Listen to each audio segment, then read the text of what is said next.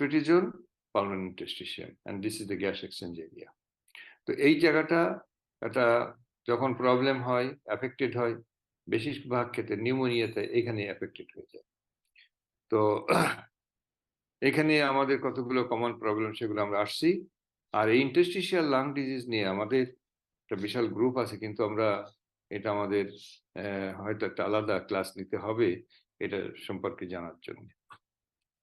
তাহলে আমরা যে ভাগ করি, তাহলে disease of the nose and sinus, diseases of the nasopharynx, disease of the throat, disease of upper and lower respiratory tract, disease of the alveoli. তাহলে এই 6-7টা এরিয়াতে আমরা আমাদের রেসপিরেটরি ইলনেস গুলোকে ভাগ করে ফেলতে পারি। নোজের অনেকগুলো দেখেন কমন রোলস, রাইনাইটিস, এবং এটা এখনকার কমন প্রবলেম স্টাফি নোজ, নাক বন্ধ হয়ে যাচ্ছে, অ্যালার্জিক রাইনাইটিস। তো এই জায়গাগুলো কিন্তু আমরা অনেক সময় এর সাথে যদি একটা হালকা ঠান্ডা জ্বর থাকি, তাহলে আমরা অনেক সময় এই নানান রকম ওষুধপত্র দিয়ে ফেলি। সেকেন্ড হলো বাচ্চাদের নাকের ভিতরে আরেকটা প্রবলেম হলো ডেভিয়েটেড নাসাল সেপ্টাম। এরা নাক দিয়ে নিঃশ্বাস নিতে কষ্ট হয়, অনেক সময় নাকটা পারসিস্টেন্টলি ব্লক থাকে, নাকের ভিতরে গন্ধ হয়ে যায়, ইনফেকশন হয়। ডেভিয়েটেড নাসাল, যে সাইডটা ডেভিয়েটেড সেই সাইডে বেশি ন্যারো থাকে, সেখানে বাতাস চলাচল বাধা সৃষ্টি করে এবং সেখানে ইনফেকশনের সম্মুখীন হয়। হাইপারট্রফিড ইনফিরিয়র টার্বিনেট, এটাও আর একটা প্রবলেম। আমরা যদি নাকের ভিতরে পরীক্ষা করি তাহলে অনেক সময় দেখা যায় যে নেজাল মিউকোসা গুলো কেমন ফোলা ফোলা।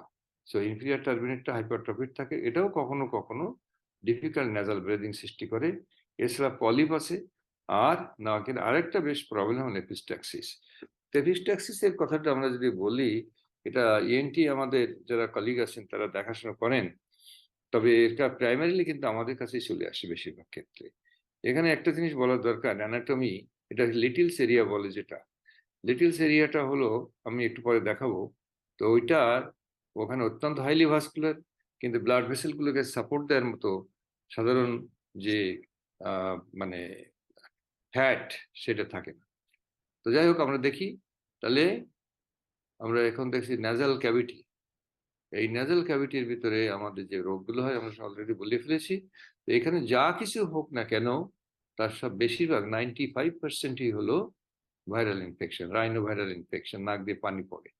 তাহলে এখানে একটা কথা আমাদের মনে রাখার দরকার, সেটা হলো এমন কোনো ব্যাকটেরিয়াল ইলনেস আমাদের চোখে পড়ে না that is presented and characterized by the presence of nasal discharge.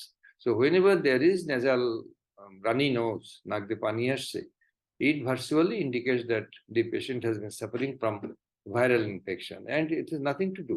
কিছু করার দরকার নেই, এটা অটোমেটিক্যালি 2 দিন 3 দিন পরে চলে যায়। আমাদের কমন প্র্যাকটিসের মধ্যে আমরা সবসময় দেখি যে অ্যান্টিহিস্টামিনস দেয়, এটা দেয়, সেটা দেয়, কোনো দরকার নেই। অ্যান্টিহিস্টামিনস দিলে নাকের এই সেক্রেশন গুলো আর স্টিক হয়ে যায় এবং অনেক সব বাচ্চাদের নাক বন্ধ হয়ে যায়। সুতরাং it is better to keep it as it is.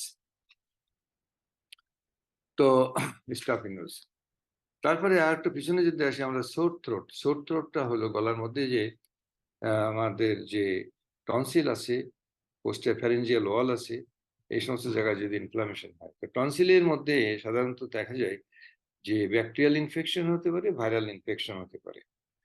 তো এই ব্যাকটেরিয়াল এবং ভাইরাল ইনফেকশনের মধ্যে আমাদের acute follicular tonsillitis, acute follicular tonsillitis একটা ব্যাকটেরিয়াল ইনফেকশন, গ্রুপে বিটা হিমোলাইটিক স্ট্রেপ্টোকক্কাস। তো এটা আমরা জানি, এটা আমাদের খুব থেরাপিউটিক একটা ইম্পর্টেন্স আছে। যে ইম্পর্টেন্সটা is related with acute rheumatic fever as well as acute renal glomerulonephritis. তো glomerulonephritis কিন্তু এখানে স্কিন ইনফেকশন হলেও স্ট্রেপ্টোকক্কাল ইনফেকশন হতে পারে, তবে থ্রোট ইনফেকশন হলেও হতে পারে। আবার আমাদের যে মেইন যে জায়গাটা, গলায় বারে বারে ইনফেকশন হচ্ছে, টনসিল বড় হয়ে গেছে, তো সুতরাং যদি দেখা যায় ইনফেকশন হচ্ছে, then the patient will be very much susceptible or vulnerable to have acute rheumatic fever. তো অ্যাকিউট রিউম্যাটিক ফিভার যেটা হয় সেটা একটা কি বলে ইমিউন প্রবলেম মিডিয়েটেড প্রবলেমস এর জন্য হয়, এবং সেটার জন্য এই টনসিল সোর থ্রোটটা খুবই জরুরি। এবং বাচ্চাদের ইনফেকশন গুলোর মধ্যে আমরা সোর থ্রোটটা সবসময় অত্যন্ত গুরুত্বের সাথে কিন্তু আমাদের খেয়াল করতে হয়। আমরা যখন বাচ্চাদের এক্সামিনেশন করি তখন তাদের কয়েকটা জিনিস আমরা মিস করি, ভালো করে দেখি না। তার একটা হলো সেই থ্রোট। আর একটা হলো কান দেখি না। আমাদের কোনো কানের অরোস্কোপি নেই আমাদের কাছে। আমরা যে ডাক্তারি করি এই টর্চ লাইট দিয়ে আমরা কান দেখি। এটা কোনোদিনই হওয়া উচিত না। তো এটা আমাদের খেয়াল করতে হবে যে আমাদের প্রত্যেকের রোগী এক্সামিনেশন করার জন্য যে সমস্ত ইনস্ট্রুমেন্ট গুলো দরকার সেগুলো যেন ভালো মতো থাকে। তার ভিতরে একটা হলো অরোস্কোপ, অটোস্কোপ বলে, অরোস্কোপও বলে। এটা দিয়ে আমাদের দেখার বিষয় হলো যে normal anatomy of the tympanic membrane, সেখানে যে প্রেজেন্স অফ অসিকলস সেগুলো কেমন আছে সেগুলো আমাদের দেখতে হয়। অনেক সময় পারফোরেশন থাকে, কানে ডিসচার্জ থাকে ইত্যাদি ইত্যাদি। তো সোর থ্রোটের ভিতরে যে কথাটা আমরা বলছিলাম, যে অ্যাকিউট ফলিকুলার টনসিলাইটিসের কথা আমাদের মাথায় রাখতেই হবে এবং সেখানে গ্রুপ বেসড স্ট্রেপ্টোককাল ইনফেকশন এবং এই সমস্ত পেশেন্টের চিকিৎসা সাধারণত আমরা পেনিসিলিন দিয়েই করি। আর এখন পেনিসিলিন তো পাওয়া যায়, সেটা দিয়ে আমরা ব্যবহার করতে পারি for a period not less than 10 days। আর এখানে অ্যামক্সিসিলিনও দেওয়া যেতে পারে, অ্যান্টিবায়োটিক দেওয়া যেতে পারে, বাট মানে ট্র্যাডিশনালি এই streptococcal infection is very sensitive to penicillin. তো সুতরাং ওর বাইরে যাতে পেনিসিলিন হাইপার সেন্সিটিভ থাকে তাদের আমরা ক্লারিথ্রোমাইসিন, অ্যাজিথ্রোমাইসিন অথবা অন্য কোনো ম্যাক্রোলাইডস দিয়ে দিই। তো নেক্সট হলো আরেকটু নিচে নামলে যে জায়গাটা আছে সেটা হলো অ্যাডিনয়েড এরিয়া, নাসোফ্যারিংস। এই জায়গাটা এখানে নাসাল ক্যাভিটির পিছনে থাকে, এটা দিস ইজ নাসোফ্যারিংস। এখানে অ্যাডিনয়েড বলে একটা জিনিস থাকে এর পিছনে, নাকের পিছনে, এই নাকের পিছনে এখানে থাকে গ্ল্যান্ডটা।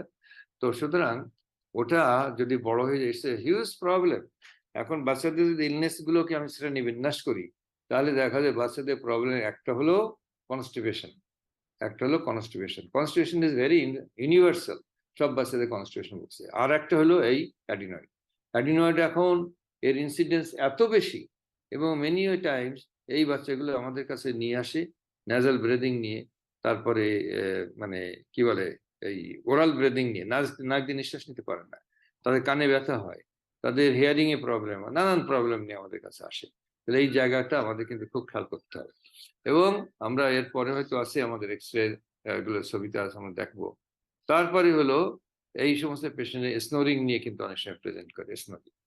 আচ্ছা, তারপরে আসলেন একই সাথে আমরা এয়ারেক এবং অরাল ডিসচার্জ, বিকজ আমাদের মুখের ভিতর সাথে যে ইউস্টেশিয়ান টিউব থাকে, এই ইউস্টেশিয়ান টিউবের মাধ্যমে আপনার মিডল ইয়ার ইনফেকশন কিন্তু particularly very high whenever there is associated এই adenoid enlargement। কারণ হলো এই যে ইউস্টেশিয়ান টিউব,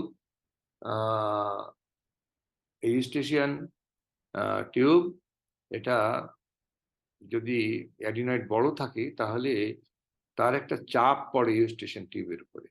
ফলে যে proper proper exchange of proper ventilation the middle ইয়ার এটা হতে পারে না, এবং যদি কোনো ইনফেকশন একবার কানের মধ্যে এন্ট্রি হয় তাহলে সেখানে ইনফেকশন হয়ে যায়। এই দেখেন, দিস ইজ রানিং নোজ। হ্যাঁ, এটা হলো অ্যাকিউট রাইনাইটিস, রানিং নোজ। হ্যাঁ, এটার জন্য এবং এদের একটা প্রবলেম এদের হয় যে বাচ্চা যখন শুয়ে পড়ে তখন কাশি শুরু হয়ে যায়, পোস্ট নেজাল ট্রিপ। যখন চিত হয়ে শুয়ে থাকে নাকের পানিটা আস্তে আস্তে পিছনের দিক দিয়ে থোরাক্স ইয়ের মধ্যে ওরোফ্যারিংসের মধ্যে চলে আসে, নিয়ে আসলে তখন বাচ্চা কাশি হয়, ঘুম ভেঙে যায়। তো এইরকম যদি ডিস্টার্ব হতে থাকে তখন স্বল্প সময়ের জন্য 1 দিন 2 দিনের জন্য অ্যান্টিহিস্টামিনস যথেষ্ট। আর আমরা প্রমোট করে দিই কাঠপুরি সমান। এই যে এপিস্ট্যাক্সিস, তো এপিস্ট্যাক্সিসে এই যে আমরা সেই লিটল সিরিয়ার কথা যেটা আমরা বলছিলাম সেটা দিস এরিয়া, এখানে নিচে শুধু হাড্ডি আর উপরে হলো এর মিউকাস মেমব্রেন আর এর ভিতরে ব্লাড ভেসেল, এই ভেরি সেন্সিটিভ জায়গা।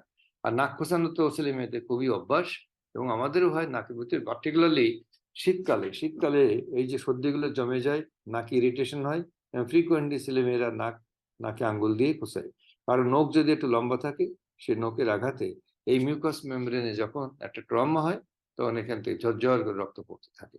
এবং আমরা কি করব, এখানে বসে বসে নাকটা চিপে ধরছি। বড় বাচ্চা হলে স্কুইজ ফার্মলি অ্যাজ অ্যাবভ নস্ট্রিলস, এটা যদি আমরা চেপে দিলে কিছুক্ষণ পরে এটা বন্ধ হয়ে যায়, না হলে তো তখন হাসপাতালে যেতে হয়। সেকেন্ড হলো সাইনোসাইটিস। এই যে দেখেন সাইনোসাইটিসে মেইন একটা প্রবলেম হলো ফিভার, থ্রবিং পেন, হ্যাঁ, থ্রবিং ফেস পেন, হেডেক, লিঙ্ক, ঠিক ইয়েলো গ্রিন নাজাল ডিসচার্জ। এই এখানে আমরা এই অ্যানাটমি গুলো যাবো। ইট ইজ ওর ইয়ে অরবিট, নোজ, সেপ্টাম, এই সেপ্টাম, হ্যাঁ, রাইট সাইড লেফট সাইড, এই হলো একটা সাইনাস, ম্যাক্সিলারি সাইনাস। এই পাশটা ওয়েল এরিয়েটেড, কারণ এই নাকের সাথে কমিউনিকেশন ভালো। কিন্তু এইখানে ডাইন সাইডে আমরা দেখতে পাচ্ছি this maxillary area is hazy. তার মানে এইখানে ইনফেকশন হয়ে গেছে। এখানেও কিন্তু স্ট্রেপ্টোককাল ইনফেকশন আছে, তারপরে মানে হিমোফাইলাস ইনফ্লুয়েঞ্জিয়া এরকম স্টাফাইলোকক্কাস কখনো কখনো করতে পারে। তো এইগুলো হয়। তো এখানে যদি এরকম থাকে, sinusitis is a very common problem. PCD আমরা রিসেন্টলি কয়েকটা কেস আইডেন্টিফাই করছি, প্রাইমারি সিলিয়ারি ডিসকাইনেশিয়া।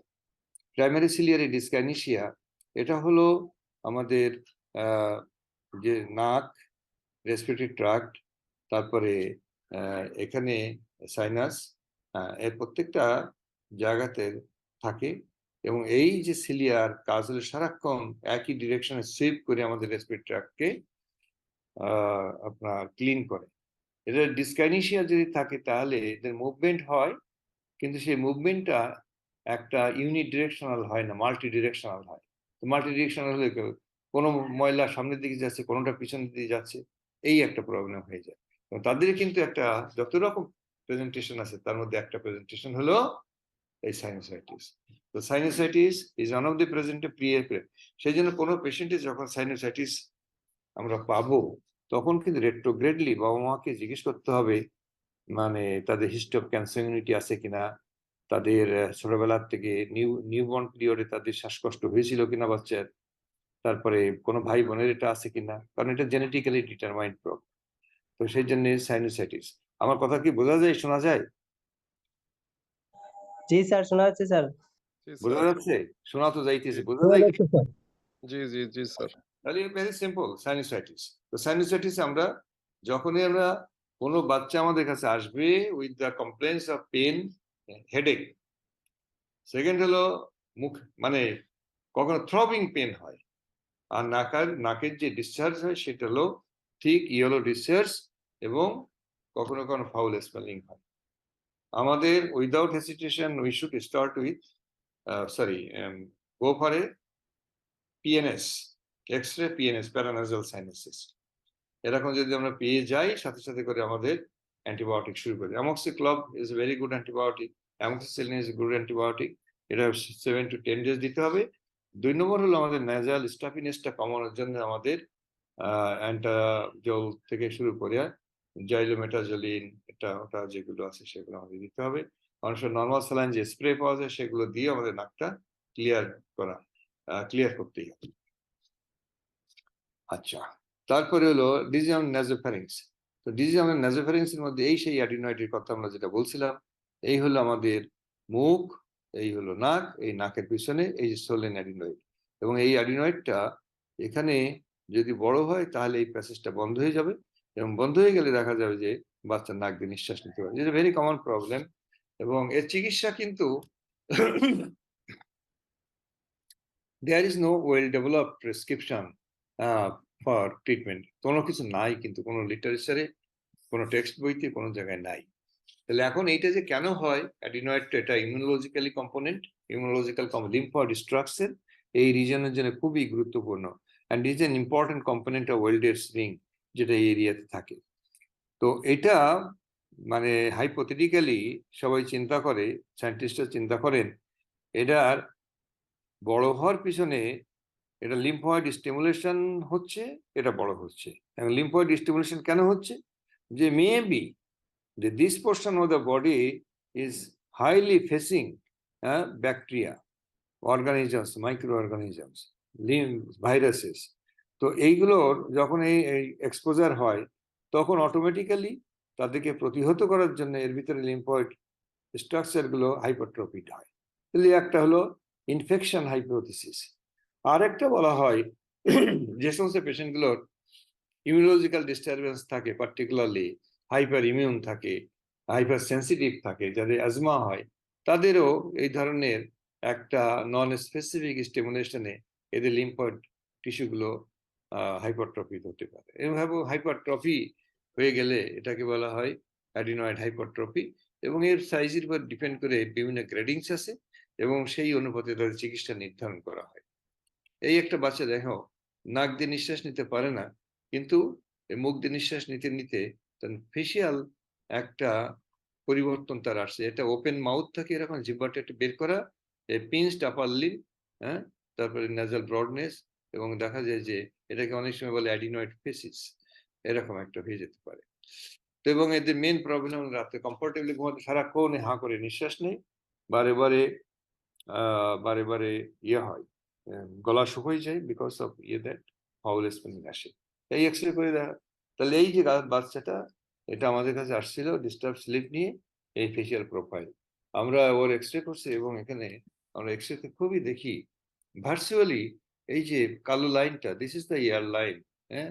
এই ইয়ারটা is coming through nose, it will traverse through this area and ultimately meet with this ear column. তো এই জায়গাটা দিয়ে এটা ঢুকতে পারছে না, একদম এটা grade 4 completely occluding the nasopharyngeal area, nasopharyngeal air column. তাহলে এখন এই বাচ্চারা মুখ দিয়ে শ্বাস নিয়ে এখান থেকে এই প্যাসেজ দিয়ে এটা এখান থেকে লাংসে বেঁচে থাকার জন্য এর চিকিৎসা, এবং এই পেশেন্টের অনেক কমপ্লিকেশন হবে এবং এর ইউস্টেশিয়ান টিউবের উপরে চাপ পড়ার জন্য কানে প্রচন্ড ব্যথা হবে, মিডল ইয়ার ইনফেকশন হবে, কন্ডাক্টিং হিয়ারিং লস হবে, অটাইটিস মিডিয়ালে পারফোরেশন হবে এবং সে ডেফনেসের দিকে চলে যাবে আস্তে আস্তে। তো তারপরে এই অক্সিজেন ঘাটতির জন্য তার কগনিটিভ ডেভেলপমেন্ট যেটা সেটা হলো পিছিয়ে পড়বে। এরকম নানান রকম সমস্যা এদের হয়ে থাকে। তো সুতরাং আমি বলবো it is a emergency in the perspective of child growth and development এবং কগনিটিভ ডেভেলপমেন্টের জন্য এই প্রবলেম কিন্তু অনেক দায়ী এবং এটা অপারেশন করে দিলে বাচ্চা হু করে অনেক দেখা যাবে যে তাদের গ্রোথ রেস্ট্রিকশন হয়ে গেছে। তো দিস ইজ অ্যাডিনয়েড। অ্যাডিনয়েডের জন্য আমরা বলেছিলাম যে কিপিং যাদের একটা গ্রেডিং আছে, গ্রেড 1, গ্রেড 2, 3, 4 এরকম। এটা হলো গ্রেড 4 মানে ইটস কমপ্লিটলি অক্লুডিং। গ্রেড 3 এর থেকে আরেকটু ছোট। তো গ্রেড 3 এবং 4 এর চিকিৎসা কিন্তু সার্জিক্যাল রিমুভাল, এটা বের করে দিতে হয়। তো সাধারণভাবে আমরা অনেক সময় বলি যে 5 বছরের আগে এগুলো কাটাকাটি ঠিক না, কিন্তু যখন এরকম সিচুয়েশন হবে 5 বছর ইজ নট এ প্রবলেম। আমার কাছে রেকর্ড আছে 8 মাসের বাচ্চা একদম কমপ্লিটলি অক্লুডেড হয়ে গেছে, 9 মাসের বাচ্চা এরকম আছে। তো এই জায়গাগুলো এটা আমাদের জন্য বিশাল একটা হেডেক হয়ে দাঁড়িয়েছে এখন। তো এটা চিকিৎসা যদি হয় কনজারভেটিভ ট্রিটমেন্ট, আমি যেটা বলছি সেটা এভিডেন্স বেসড নয়। তো যদি keeping in mind the high possibility of recurrent infections in this area with Streptococcus, penicillin কখনো কখনো কোনো অথর দেয়। তবে আমি আবার বলছি এটা কোনো টেক্সট বুক অথবা ইন্টারন্যাশনাল রিকমেন্ডেশন নাই। তো এটা আমরা যে জিনিসটা বলতে পারি ওরাল হাইজিন এবং অন্যান্য হাইজিন মেনটেন করা, মাস্ক পরা, এগুলো হলে আহ, কিছুটা হয়তো তাদের গ্রোথটা একটু স্লো হয়। তবে এটা যে গ্রোথ যে প্যাটার্ন, সেই প্যাটার্ন অনুপাতে তার যে হবে সেটা তো হবে, এটা ঠেকানো যাবে।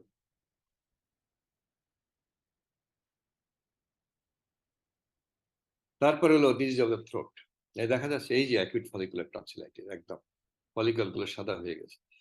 তো এটা আমরা একটু আগেই বলছিলাম যে এর চিকিৎসার জন্য একটু গরম পানি খাওয়া, ঠান্ডা ঠান্ডা অ্যাভয়েড করা এবং স্টার্টিং অ্যান্টিবায়োটিক্স, যেটা আমরা পেনিসিলিন কথা বলেছি, অ্যাজিথ্রোমাইসিনের কথা বলেছি, অ্যামোক্সিসিলিন হতে পারে এবং জেনারেশন 3rd জেনারেশন ওরাল সেফালোস্পোরিনস হতে পারে। তো পেনিসিলিনটাকে রিকমেন্ড করা হয় because of the high propensity of group A beta haemolytic streptococcus. তারপরে আপার এর মধ্যে 4টে প্রবলেম, এই 4টে প্রবলেমের মধ্যে ক্রুপ এপিগ্লটাইটিস এখন আর পাওয়া যায় না, bacterial tracheitis is a bacterial infection, আর ল্যারিঙ্গোম্যালেশিয়া। তো গ্রুপটা আমরা খুবই পাই, গ্রুপটা প্রায় অনেকগুলো কেস আমাদের কাছে আছে, এরা আমাদের কাছে স্টেরয়েড নিয়ে চলে আসে।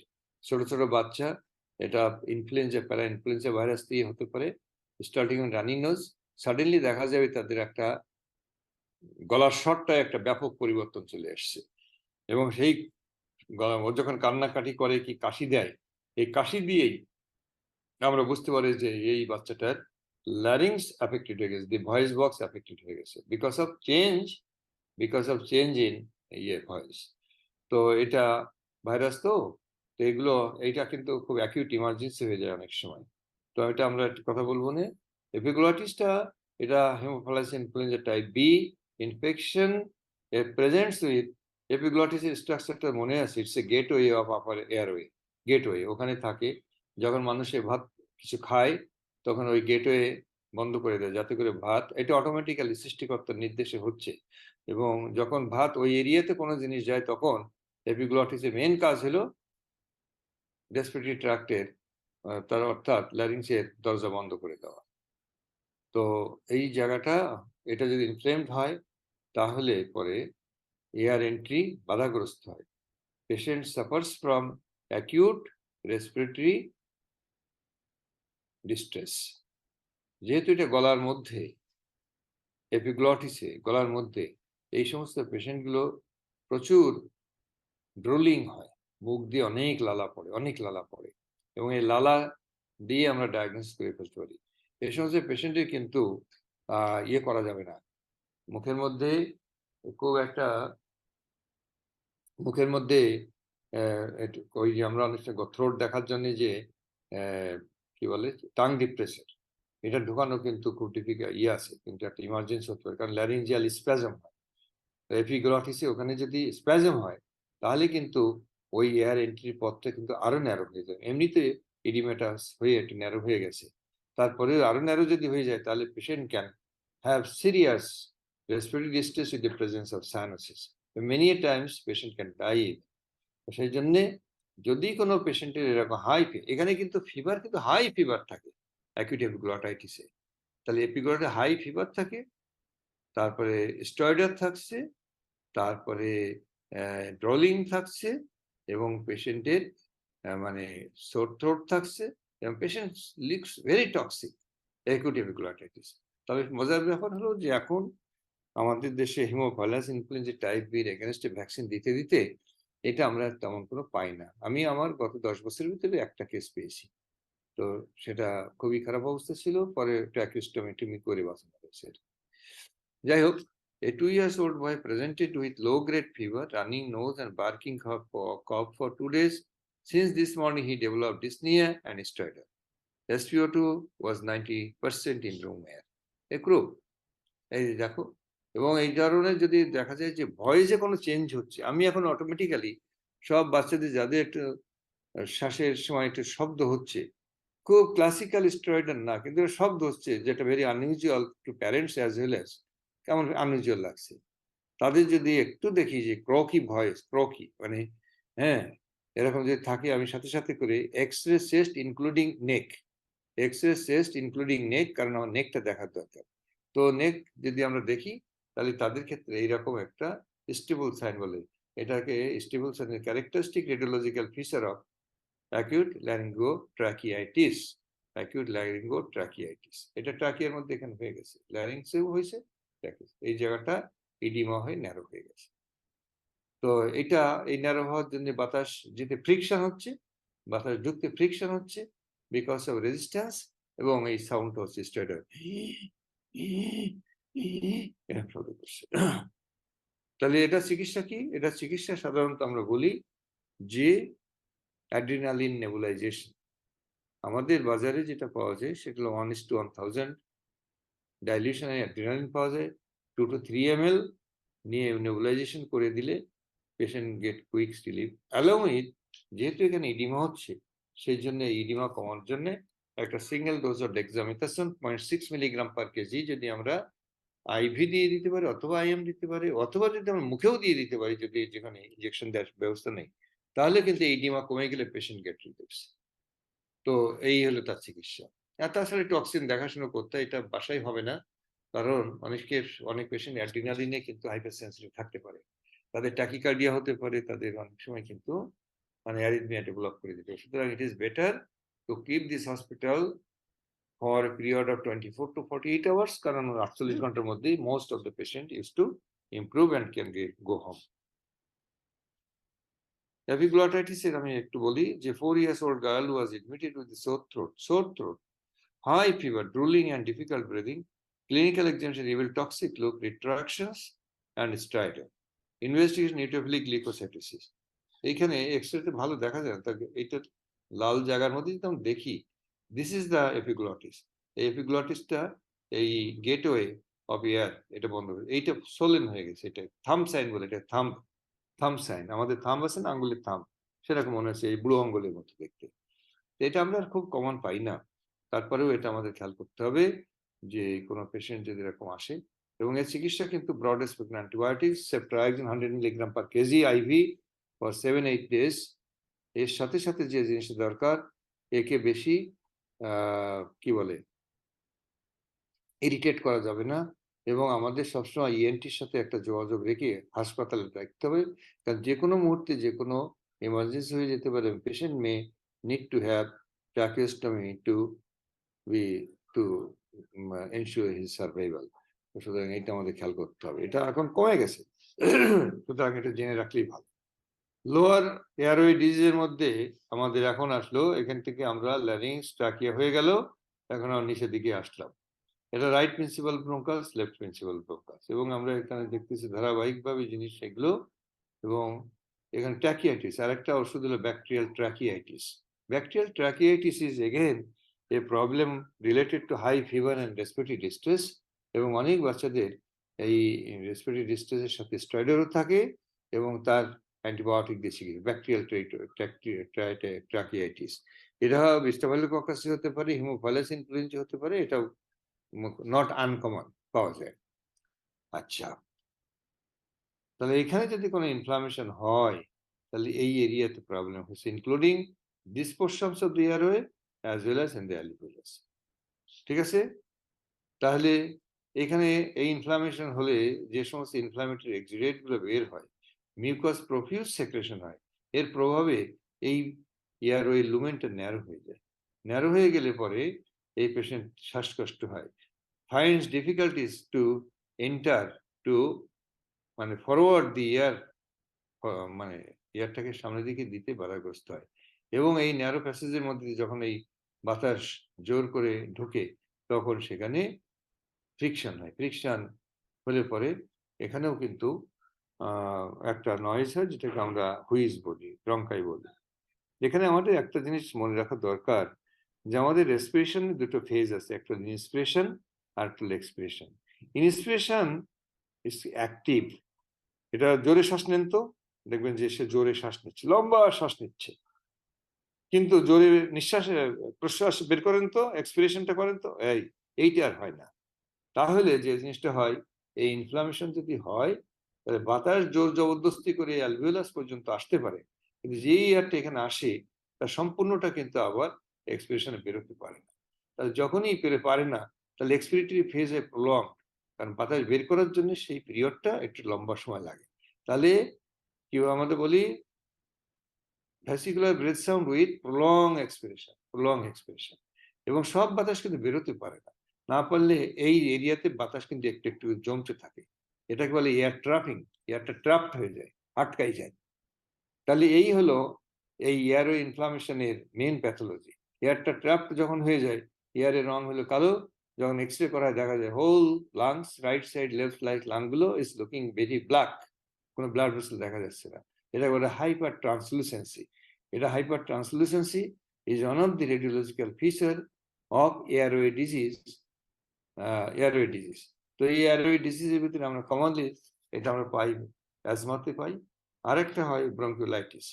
তাহলে এখানকার যে অসুস্থতাগুলো থাকে, ব্রঙ্কিওলাইটিস, অ্যাজমা, দুটোর কিন্তু একই জিনিস, একই রকম প্যাথোজেনেসিস। আর একটা জিনিস আমাদের নেগলেক্ট করলে চলবে না, এটাও ছোট ছোট বাচ্চা যাদের বয়স 1 বছর, 2 বছর, 3 বছর, তাদের নেচারটাই হলো যা পাবে সেটা মুখের মধ্যে ঢুকাবে। এটা যে কোনো হোক, ভালো জিনিস হোক, খারাপ জিনিস হোক, ওদের বিচার বিবেচনা তো নাই, মুখের মধ্যে ঢোকায়। মুখের মধ্যে ঢোকানোর পরে সেই বস্তুগুলো যদি খাদ্য নালী দিয়ে নাড়ির ভিতরে, স্টোমাকের মধ্যে দিয়ে নাড়ির ভিতরে প্রবেশ করে, তাহলে সমস্যা নাই, কিন্তু ওটা যে পথ হারাইয়া যদি সামনের শ্বাসনালীর মধ্যে ঢুকে যায়, তাহলেই সমস্যা, ফরেন বডি অ্যাসপিরেশন। তাহলে এই তিনটা জিনিস আমাদের কিন্তু খুব গুরুত্বের সাথে বিবেচনা করতে হবে। তাহলে এয়ারওয়ের এই জায়গাটাই হলো টার্মিনাল ব্রঙ্কিয়াল ছিল ব্রঙ্কিওলাইটিস, এটা হচ্ছে viral infection, particular respiratory syncytial virus. আর বাকি যেগুলো হলো, এখানে ভাইরাল ইনফেকশন হইতেও পারে, অন্যান্য ট্রিগারিং ফ্যাক্টরস হতে পারে, তেলাপোকা হতে পারে, ডাস্ট হতে পারে, ফিউমস হতে পারে, অনেক কিছু হতে পারে, যাদের প্রভাবে there is profound best bronchoconstriction, profound bronchoconstriction. এই ব্রঙ্কোকনস্ট্রিকশন হলে এয়ার যাইব জোর জবরদস্তি করিয়া, কিন্তু এয়ার সম্পূর্ণটা আর বেরিয়ে আসতে পারে না। না হলে যে কথাটা বললাম, এয়ার ট্রাপিং হয়, হাইপার ইনফ্লেশন হয়, হাইপার ট্রান্সমিশন। এই হলো এখানকার নেশার। আর ফরেন বডি ঢুকে গেলে কিন্তু it can cause immediate death. যদি আর একটা হতে পারে, যদি এটা কমপ্লিট অবক্লুশন না করে, তাহলে যদি ফরেন বডিটা কোনো একটা রাইট ব্রঙ্কাস হোক, প্রিন্সিপাল ব্রঙ্কাস হোক, লেফট প্রিন্সিপাল ব্রঙ্কাস হোক, এই ফরেন বডি ঢোকার পরে কিন্তু যে কোনো জায়গায় আটকায় যায়, ক্যারিনাতে আটকাই অনেকগুলো। এনে ক্যারিনাতে যদি আটকায় তাহলে দুটো লাংসে বাতাস যেতে বাধাগ্রস্ত হয়। আবার কেউ যদি এই ফরেন বডি শুট করে ডাইনটার মধ্যে ঢুকে যায়, এটা যদি কমপ্লিট অবস্ট্রাকশন করে যায়, তাহলে রাইট লাং কমপ্লিট ক্লাপস হয়ে যাবে, ক্লাপস। আর যদি দেখা যায় যে না, এটা বাতাস যাচ্ছে কিন্তু বেরোতে হচ্ছে, বল ভাল্ব টাইপ, এটা হলো বল ভাল্ব টাইপ। বল ভাল্ব মানে হলো বাতাস যাচ্ছে, কিছু বেরোচ্ছে, কিছু আটকাই যাচ্ছে। এটা হলো hyper inflation, unilateral hyper inflation. আমরা একটু আগে বলছিলাম hyper inflation in asthma and bronchiolitis, সেখানে বাইল্যাটারাল হাইপার ইনফ্লেশন, কিন্তু এখানে ইউনিল্যাটারাল হাইপার ইনফ্লেশন। যদি রাইট সাইডে যায়, বেশিরভাগ ক্ষেত্রে রাইট সাইডে যায়, তাহলে দেখা যায় রাইট লাংসটা বড় হয়ে যাচ্ছে, এবং যখনই বড় হচ্ছে সেখানে বাতাস জমছে, বাতাস জমতে জমতে মেডিস্টাম, হার্টের যে অংশটা রাইট সাইড লাংসের থাকে, 1/3 থাকে, সেটা দেখা যাবে যে সব বাম সাইডে চলে গেছে।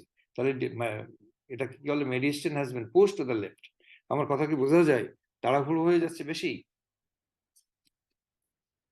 হ্যালো, তোমরা কি আসো?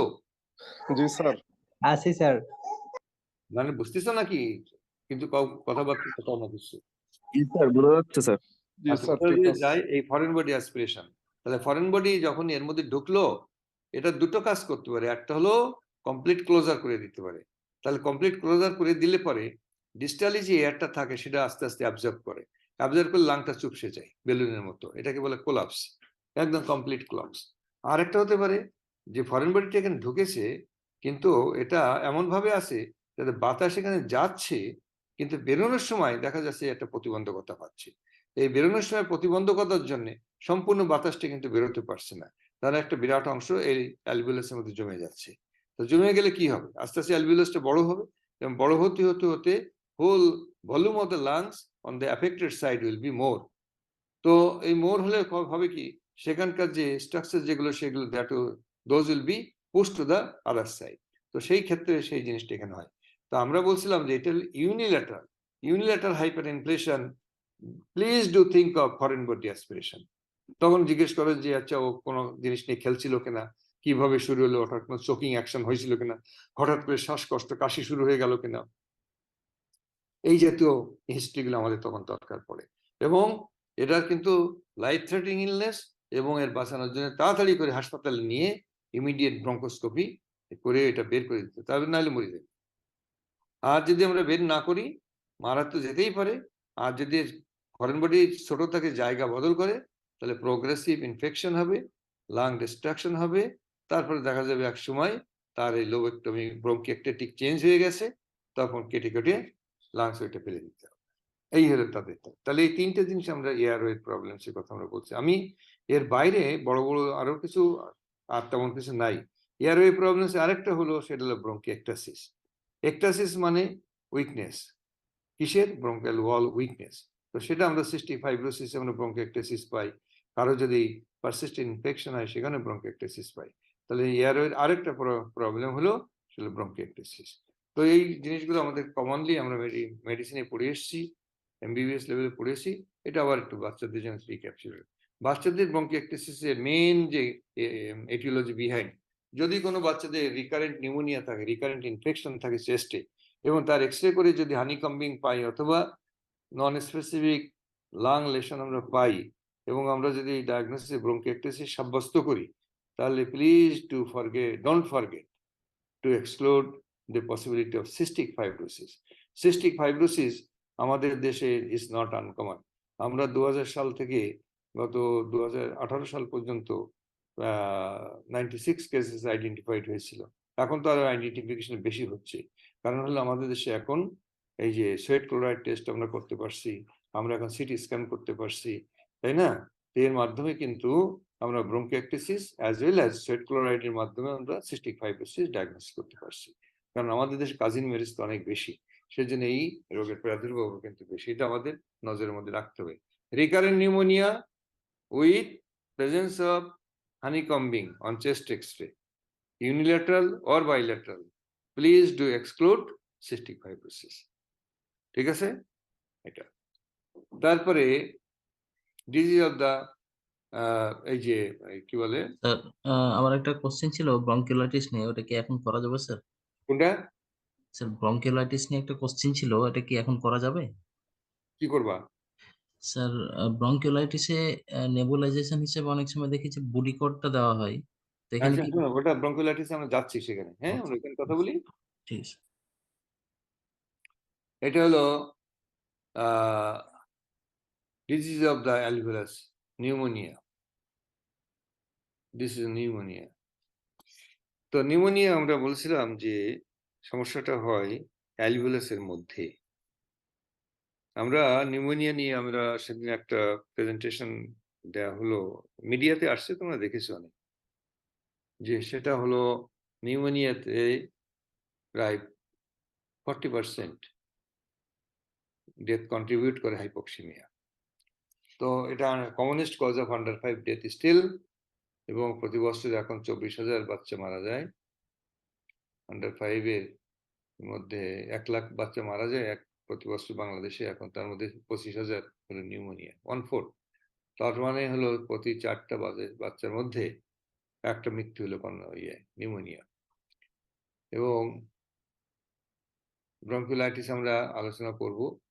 তো এখানে তাহলে এই যে এটা দেখছি যে নিউমোনিয়া হলো কমনেস্ট একটা কারণ, কিন্তু আমাদের যে আমরা একটা স্টাডি করেছিলাম 2009 সালে, সেখানে তো কমন যে 3টে রোগের কথা আমরা বলি, তার মধ্যে সবার আগে ছিল ব্রঙ্কিওলাইটিস, ভাইরাল ব্রঙ্কিওলাইটিস, যেটা WHO ক্লাসিফিকেশনে আমরা নিউমোনিয়া হিসেবে অভিহিত করে তাদের ফার্দার ম্যানেজমেন্ট করছি।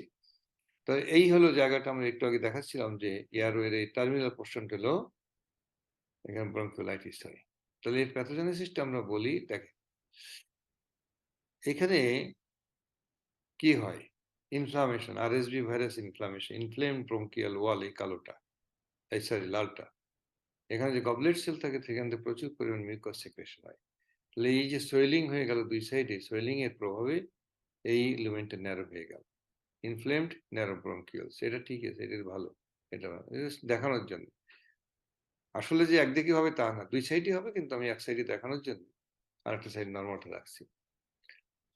এই পেশেন্টগুলো মেইন প্রবলেম হলো কাশি, এবং সেই কাশির সাথে এখানে জ্বর জারি বেশি থাকে না। The problem starts with running nose. এই রানিং নোজ, নাক দিয়ে পানি আসছে, কয়েক ঘন্টার মধ্যে দেখা যাবে তার কাশিটা বাড়ছে, এবং 12 থেকে 14-15 ঘন্টার মধ্যে দেখা যায় তার তীব্র শ্বাসকষ্ট, বুকটা প্রচুর ওঠানামা করছে, চেস্ট ইনড্রয়িং থাকছে, ফ্লেয়ারিং অফ দি অ্যালিনেজি থাকছে, এবং এর আঙ্গুলের মাথায় যদি আমি পালস অক্সিমিটার প্রবটা ঢুকাই দেই, তাহলে দেখা যায় অক্সিজেন লেভেল নেমে গেছে, 90 নিচে চলে আসছে। তো দিস ইজ দ্য প্রেজেন্টেশন। এখানে জ্বর জারি তেমন কিছু থাকে না। এই তো এখানে কিন্তু বাচ্চারা ওয়েল নারিশ থাকে। On the other hand, just contrast নিউমোনিয়াতে তারা ম্যালনারিশ থাকে, হাই ফিভার থাকে, এবং তাদের এই হাই ফিভারের সাথে কাশি থাকতে পারে, তবে তার থেকে রেসপিরেটরি ডিস্ট্রেস বেশি থাকে এবং হাইপক্সিমিয়া থাকে। তো এইভাবে আমরা পার্থক্য করতে পারি। এবং এই দেখো, এই বাচ্চাগুলো কিন্তু ওয়েল অ্যালার্ট, হ্যাঁ, তাকাই আছে, it's not looking very sick, কিন্তু তাদের চেস্টটা কিন্তু দেখো বাল্সড। কেন বাল্সড? ওই যে বাতাস ঢুকছে সব, কিন্তু সব তো বেরোতে পারছে না, এয়ার ট্রাফিং হচ্ছে, এয়ার আটকাই যাচ্ছে, এবং এয়ার আটকে গেলে অ্যালভিওলাস গুলো বড় হচ্ছে, এবং তার যে চাপ পড়ছে, হ্যাঁ, এই যে উপরের দিকে চলে আসছে। So anteroposterior diameter of the chest is gradually increasing. এবং আমি অ্যাজমাতে আমরা পড়েছি, সিওপিডিতে আমরা পড়েছি, কোনো এক সময় ব্যারেল শেপ চেস্ট হয়ে যাবে। ব্যারেল শেপ তার কিছু না, আমাদের অ্যান্টিপোস্টিরিয়র ডায়ামিটার থেকে ল্যাটারাল ডায়ামিটারটা বেশি। তো ওদের যদি কোন আস্তে আস্তে আস্তে অ্যান্টিপোস্টিরিয়র ডায়ামিটার হয়, তখন চেস্ট ওয়ালটা তো অ্যান্টিপোস্টিরিয়র সমান সমান হলে, ল্যাটারাল ওয়ালের সাথে ডায়ামিটার সাথে সমান সমান হলে তো ব্যারেল শেপ হইবে। তো এই প্রেজেন্টেশন, তাহলে ডায়াগনোসিস হলো ক্লাসিক্যাল ক্লিনিক্যাল প্রেজেন্ট। কি বলেছি যে ফার্স্ট ইয়ারে কোনো বাচ্চাতে হুইজ হয়, ফার্স্ট ইয়ার অফ লাইফ। এবং আমি একটু ফোনটা ধরি 1 মিনিট, হ্যাঁ আমি একটু কথা বলি। হ্যালো, আচ্ছা হ্যাঁ বলেন। কালকে আমরা 6:30টার সময় আমাদের গাড়ি কি আর কাউকে নিবেন, না আমাকে নিয়ে সরাসরি এয়ারপোর্টে যাবেন? ওকে, ইনশাল্লাহ এয়ারপোর্টে দেখা হবে। হ্যাঁ জি জি, আমরা বের করে যেতে পারি ইনশাল্লাহ। ওকে, থ্যাংক ইউ ভেরি মাচ। আর যশোরে জানাইছেন তো না? হুম,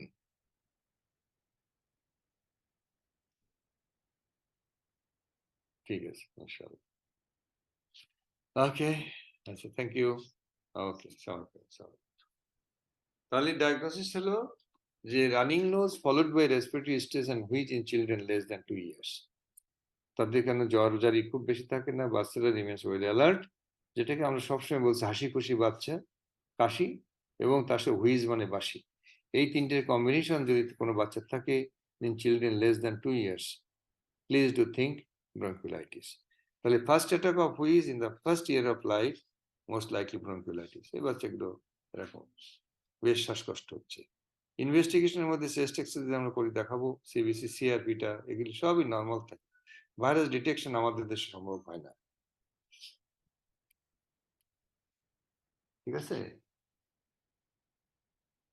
আচ্ছা এই যে এক্স রে, এটা হলো নর্মাল এক্স রে, একদম নর্মাল এক্স রে, কিন্তু এদের এক্স রে এই দেখ চারিপাশে বাতাস জমে একদম ডায়াফ্রামকে পুশ ডাউন করে ফেলছে ডায়াফ্রামকে। This is hyper inflation and hyper translucency, contrast to normal X রে।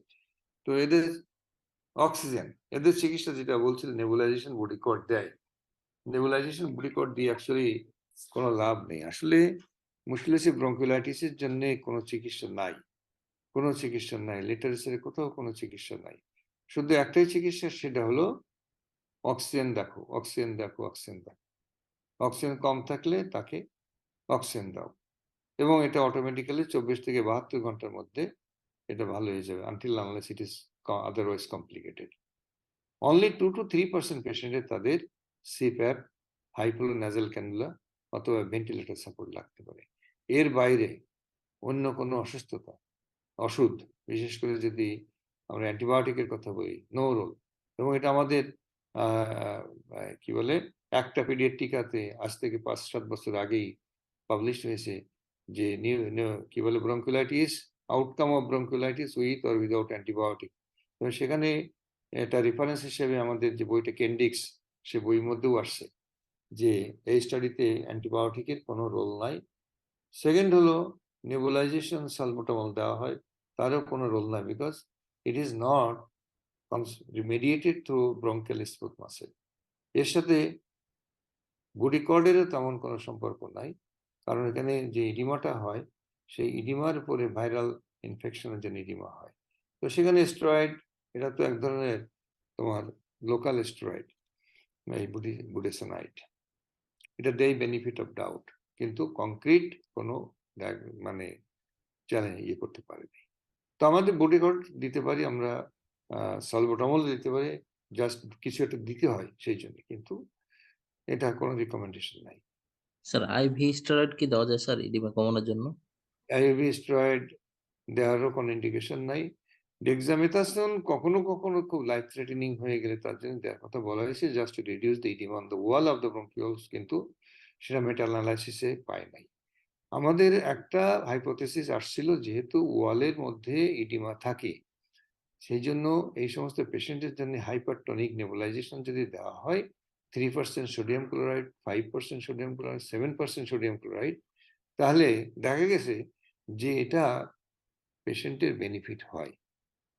যে আমরা যে স্টাডিগুলো করেছি সেখানে আমরা বেনিফিট পাইছি, পাকিস্তানে করেছে, ইন্ডিয়াতে করছে, কেনিয়াতে করছে, বিভিন্ন জায়গায় করছে, তার বেনিফিট। কিন্তু সামগ্রিকভাবে যখন এটাকে বলে মেটা অ্যানালাইসিস, সেই মেটা অ্যানালাইসিস যখন করেছে তখন দেখেছে যে যাদের কোনো কিছু দিয়ে চিকিৎসা করে নাই তাদের হচ্ছে আউটকাম, আর এই 3% হাইপারটনিক স্যালাইন দিয়ে চিকিৎসা করার আউটকাম একই। তাহলে কি দাঁড়াইলো, যে স্পোরাডিক কিছু কিছু জায়গায় আমরা বেনিফিট পাইলেও সামগ্রিকভাবে এটা সব পেশেন্টের ব্রঙ্কিওলাইটিসের চিকিৎসার ধনন্তরী ওষুধ হিসাবে রিকমেন্ডেশন করার কোনো সুযোগ নাই। তো সেই জন্য রিকমেন্ডেশনে ককরেন্স রিকমেন্ডেশনের মধ্যে এটা এই কথাটা লিখে দিয়েছে যে এটা দিতে পারো, কিন্তু এটা যে সুদূর প্রসারী একটা রিলিফ নিয়ে আসবে এই ব্যাপারটা কিন্তু খুব কনফার্মলি বলা যাবে না। তাহলে কি দাঁড়াইলো? No antibiotic. যে সমস্ত পেশেন্ট শ্বাসকণ্ঠ প্রকট তাদের প্রপটপ রেখে নাক পরিষ্কার করে আইভি ফ্লুইড দিয়ে রাখা, অক্সিজেন মনিটর করা এবং সেই অনুপাতে তাদের অক্সিজেন সাপ্লিমেন্টেশন দেওয়া। তবে সাধারণভাবে হলো এরা সাধারণত 24 থেকে 48 ঘন্টার মধ্যে এটা সাবজেক্টিভ ইমপ্রুভমেন্ট হয় এবং তাদের মোটামুটি ভাবে 4 থেকে 5 দিনের মধ্যে যদি কমপ্লিকেশন কিছু না হয় তাহলে তারা ভালো হয়ে যায়। এই একটা জিনিস আমরা বলতে বলো। স্যার হাইপারটনিক স্যালাইন তো সবসময় অ্যাভেলেবল হয় না। এখন সমস্ত বাংলাদেশে অ্যাভেলেবল করা হচ্ছে 3%। ঢাকাতে আগে এক জায়গায় কনফাইন্ড ছিল, এখন সমস্ত জায়গায় এটা স্প্রেড করা হয়েছে। যে আপনি লোকালি খোঁজ দেন, না পাইলে আমাকে জানাবেন, আমি পাঠিয়ে দেবো। ঠিক আছে? জি স্যার। তাহলে oxygen main drug, antibiotic no role. Mild bronchiolitis, feeding well with non-hypoxic, home treatment with head-up position, clearing nose, breastfeeding and careful observation. Observation for তাহলে এখানে একটা জিনিস এখন টেক হোম মেসেজ যেটা আমাদের নিয়ে যেতে হবে, আমাদের পালস অক্সিমিটারের অ্যাভেলেবিলিটিটা আমি সেদিন ওয়ার্ল্ড নিউমোনিয়া ডেতে আমি সংবাদ সম্মেলনে আমি এই কথাই বলেছি যে আমাদের জনগণের এখন পালস অক্সিমিটার ব্যবহার করা শিখতে হবে এবং পালস অক্সিমিটারটা যারা সুলভ মূল্যে পায় সে ব্যবস্থা করে দেবো। কারণ এই বয়সে এই বাচ্চাটা নিয়ে হাসপাতালে যাইয়া এই কষ্ট করে থাকার থেকে বাড়িতে যদি সে অক্সিজেনটা দেখতে পারে এবং তাকে যদি ওইভাবে টিউন করে দেওয়া হয়, ব্যাস হয়ে গেল। আর এখন তবে পালস অক্সিমিটার নিয়ে ক্যারিকেচার আছে যে আমরা যে পালস অক্সিমিটারটা আমাদের পকেটের মধ্যে থাকে এটাকে হলো ফিঙ্গার টিপ আঙ্গুলের মাথায় লাগায়, তাই না? এটা হলো বুড়ো, তারপরে অ্যাডাল্ট, বাচ্চা সবই একই সাইজের। তো বাচ্চাদের জন্য আরেকটা আছে হ্যান্ড হেল্ড টাইপ, ওইটা বাচ্চাদের জন্য সেপারেট প্রোব আছে যেটা ওদের আঙ্গুলে ফিট করে। তো এই জায়গাটা এগুলো আস্তে আস্তে গভর্নমেন্ট এখন স্কেলেটিং করে আমাদের উপজেলা হেলথ সেন্টার পর্যন্ত এটা দেওয়ার চেষ্টা করতেছে। পর্যায়ক্রমে হয়তো আরো নিচের লেভেলে চলে যাবে। তো সুতরাং এটা মোটামুটি একটা পেশেন্টের ম্যানেজমেন্টের ইয়ে। Moderate or severe bronchiolitis, dyspnea, feeding difficulties, hospitalization, oxygen and other supports. এই চিকিৎসা ব্যাস। এই যে সাপোর্টেড ট্রিটমেন্ট, নাক পরিষ্কার করে দিচ্ছে, প্রপটা পজিশন রাখছে, অক্সিজেন দিচ্ছে। অক্সিজেন কিন্তু এখন আর ফেস মাস্ক দিয়ে দেওয়াটাও কিন্তু WHO এটা ডিসকার্ড করে, বিকজ এখানে লস বেশি। তো সেই জন্য এখন এই ন্যাজাল প্রং দিয়ে আমরা অক্সিজেন দিব, এটাই আমাদের এখন ইয়ে রিকমেন্ডেশন। স্যার নেজাল প্রং দিয়ে তো স্যার 2 লিটার দেওয়া যাবে স্যার।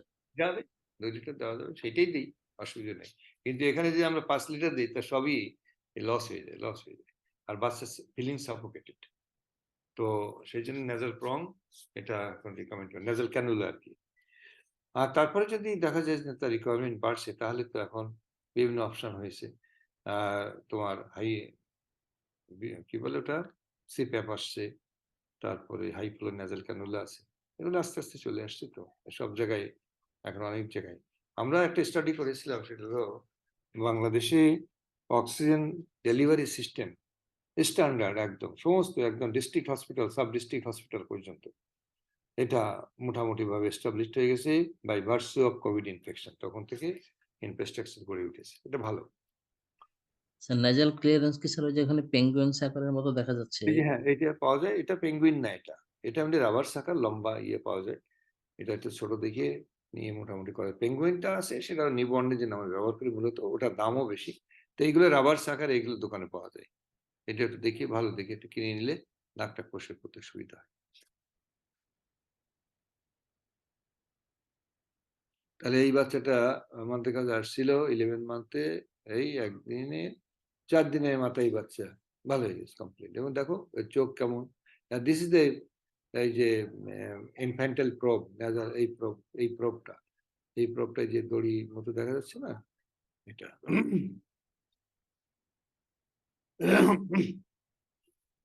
তারপরে অ্যাজমা, আরে অ্যাজমাতে তো যুগান্তকারী সব চলে আসছে, ম্যানেজমেন্ট গাইডলাইন্স। তাহলে এটা hyper reactive airway inflammation, reversible air flow obstruction, limitation, recurrent attacks বারে বারে হবে। যাদের এয়ারওয়ে হাইপার রিঅ্যাক্ট করে, মানে কোনো কিছু সহ্য করতে পারে না, তাদের হবে। হ্যাঁ, তো এটা অ্যাজমা। এখন কথা হলো যে এই যে অ্যাজমা, এখন 5 বছরের নিচে অ্যাজমা আছে, 5 বছরের উপরে আছে, 11 বছরের উপরে আছে, মানে অ্যাডাল্ট আছে, সব জায়গায় তো একটু একটু করে আছেই। তো যাই হোক, এই অ্যাজমা নিয়ে আমাদের একটু চিন্তা ভাবনা করার দরকার, কারণ এটা বেশি আছে আমাদের। Air inflammation, exaggerated bronchial smooth muscle spasm, vasodilatation, mucus secretion, এবং এটা যদি আমরা একটু স্লো মোশনে যাই, দেখো airway inflammation. So airway inflammation is a major issue in asthma. Airway inflammation and inflammation. এইটা হলো অ্যাজমার মূল মন্ত্র, এবং তাতে করে হাইপার সিক্রেশন অফ মিউকাস হয়, এয়ারওয়ে মাসেল কনস্ট্রিকশন হয়, ইডিমেটাস সোয়েলিং অফ ব্রঙ্কিয়াল ওয়াল হয়। এই তিনটের প্রভাবে তার কি হবে? Narrowing of the air passage. Narrowing of the air passage যখনই হবে, তখন তার wheezing, cough, shortness of breadth, tightness of the chest. এই প্যাথোজেনেসিস একটু আগে আমরা ব্রঙ্কিওলাইটিসে যা বলেছিলাম এখানেও তাই। তাহলে আমাদের এখানে মনে রাখতে হবে এটা এয়ারওয়ে ইনফ্লামেশন। চিকিৎসার ক্ষেত্রে আমরা যখন যাব, সেখানে আমরা এটা আলোচনা করব। তাহলে এটা ন্যারো হয়ে গেল, এই যে প্রফিউজ মিউকাস হয়ে গেছে ব্রঙ্কিয়াল স্মুথ মাসল কন্ট্রাকশনের জন্য, সব কিছুর প্রভাবে এই এত বড় লুমেনটা এটা এত ন্যারো হয়ে গেছে, ব্রঙ্কোকনস্ট্রিকশন। তাহলে ইনফ্লামেশন, ব্রঙ্কোকনস্ট্রিকশন, নেট এফেক্ট।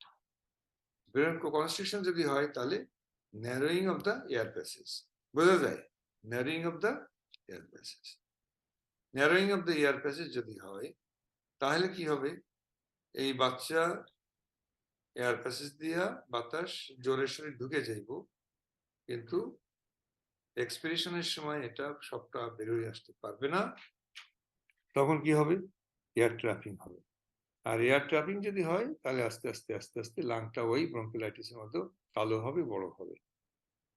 আচ্ছা, যেহেতু এটা আমরা একটু আগে বলছিলাম যে ইনফ্লামেশন, ইনফ্লামেশন মানে কি? সেখানে টিস্যু ইনফ্লেমড হয়ে গেছে, tissue is going to destroy. এই বারে বারে তার লাংসের ভিতরে বেশিরভাগ থাকে ফাইব্রাস টিস্যু। তো সেখানে যদি বারে বারে ইনফ্লামেশন হয়, তাহলে সেই ফাইব্রাস টিস্যু তার characteristics has to be change to elastic tissue. কারণ আমাদের লাংটা expansile because of elasticity, presence of high level elastic tissue. তো সেই elastic tissue has been change to fibrous tissue. Fibrous tissue কিন্তু এক্সপ্যান্ড করতে পারে না। তখন এক্সপ্যান্ড না করতে পারলে আমাদের লাংটা রেস্ট্রিক্টেড হয়ে যায়, রেস্ট্রিক্টেড মুভমেন্টস, এবং বিভিন্ন রকম চেস্টের ডিফর্মিটি ডেভেলপ করে। এই চেস্টের ডিফর্মিটি দেখো, সব পিজিয়ন চেস্ট হয়ে গেছে, এখানে ডিপ্রেশন হয়ে গেছে because of the fibrous tissue. মানে এই যে আমাদের আগুনে পড়ে গেলে দেখা যায় কন্ট্রাকচার ডেভেলপ করে। এই কন্ট্রাকচারটা কিন্তু is related with profound development of fibrous tissue. তখন এখানেও তাই হয়েছে, হতে হতে চেস্ট ডিফর্মিটি হয়ে যায়। এবং এই ফাইব্রাস টিস্যু যদি একবার গ্রো করে যায়, চেস্টটা যদি ডিফর্মড হয়ে যায়, এটা কিন্তু আর ওষুধপত্র দিয়ে, ইনহেলেশন দিয়ে আর কোনো লাভ নেই। তাহলে ইনহেলেশন তো আমাদের দিতেই হবে, ইনহেল কর্টিকোস্টেরয়েড আমাদের দিতেই হবে as an inflammatory agent, anti inflammatory agent. Inflammation হয়েছে অ্যান্টি ইনফ্ল্যামেটরি এজেন্টস, তাহলে সেটা দিতে গেলে অনেক আগের থেকেই শুরু করতে হবে, before the development of this complications. তাই তো? এই হলো আসল কথা। আমরা ইনহেলার নিয়ে আমাদের ভিতরে যে হেসিটেন্সি কাজ করে, ইভেন আমরা প্রেসক্রিপশন লিখতেও ভয় পাই। আর লোকজনের মধ্যে তো ভয় ভীতি। এই ভয়কে জয় না করতে পারলে অ্যাজমায় আক্রান্ত বাচ্চাদের দুর্দশা এরকমই হবে। এটা কিন্তু নন রিভার্সেবল। একবার যদি চেস্ট ডেভেলপ করে যায়, হ্যারিসন সালকাস ডেভেলপ করে যায়, পিজিয়ন চেস্ট ডেভেলপ করে যায়, এরকম ভাবে অ্যান্টিভেস্টের ডায়ামিটার যদি বড় হয়ে যায়, তাহলে এটা ইরিভার্সেবল। আর তখন তুমি যত রকমই ইনহেলেশন দাও না কেন, ইনহেল এটা ধুকে ধুকে মরতে মরতে শেষ হয়ে যাবে, গ্রোথ ফেলিওর হবে, growth retardation, restricted lung disease হবে। এই হলো মেসেজটা। এই দেখো এক্সরে করছে, এক্সরে তো সেই আবার কালো কালো, কিন্তু এত কালো না, ইসের মতো ব্রঙ্কিওলাইটিসের মতো এত কালো না, বাট এবং হার্টটা ছোট হয়ে আসে, টিউবুলার হার্ট বলে এটাকে। এটা এমফাইসিমাতে এরকম টিউবুলার হার্ট থাকে। এর চিকিৎসা একটাই, সেটা হলো ইনহেলার, নো নাথিং এলস। আগে আমরা দুই রকম ছিল, যে পারসিস্টেন্ট অ্যাজমা আর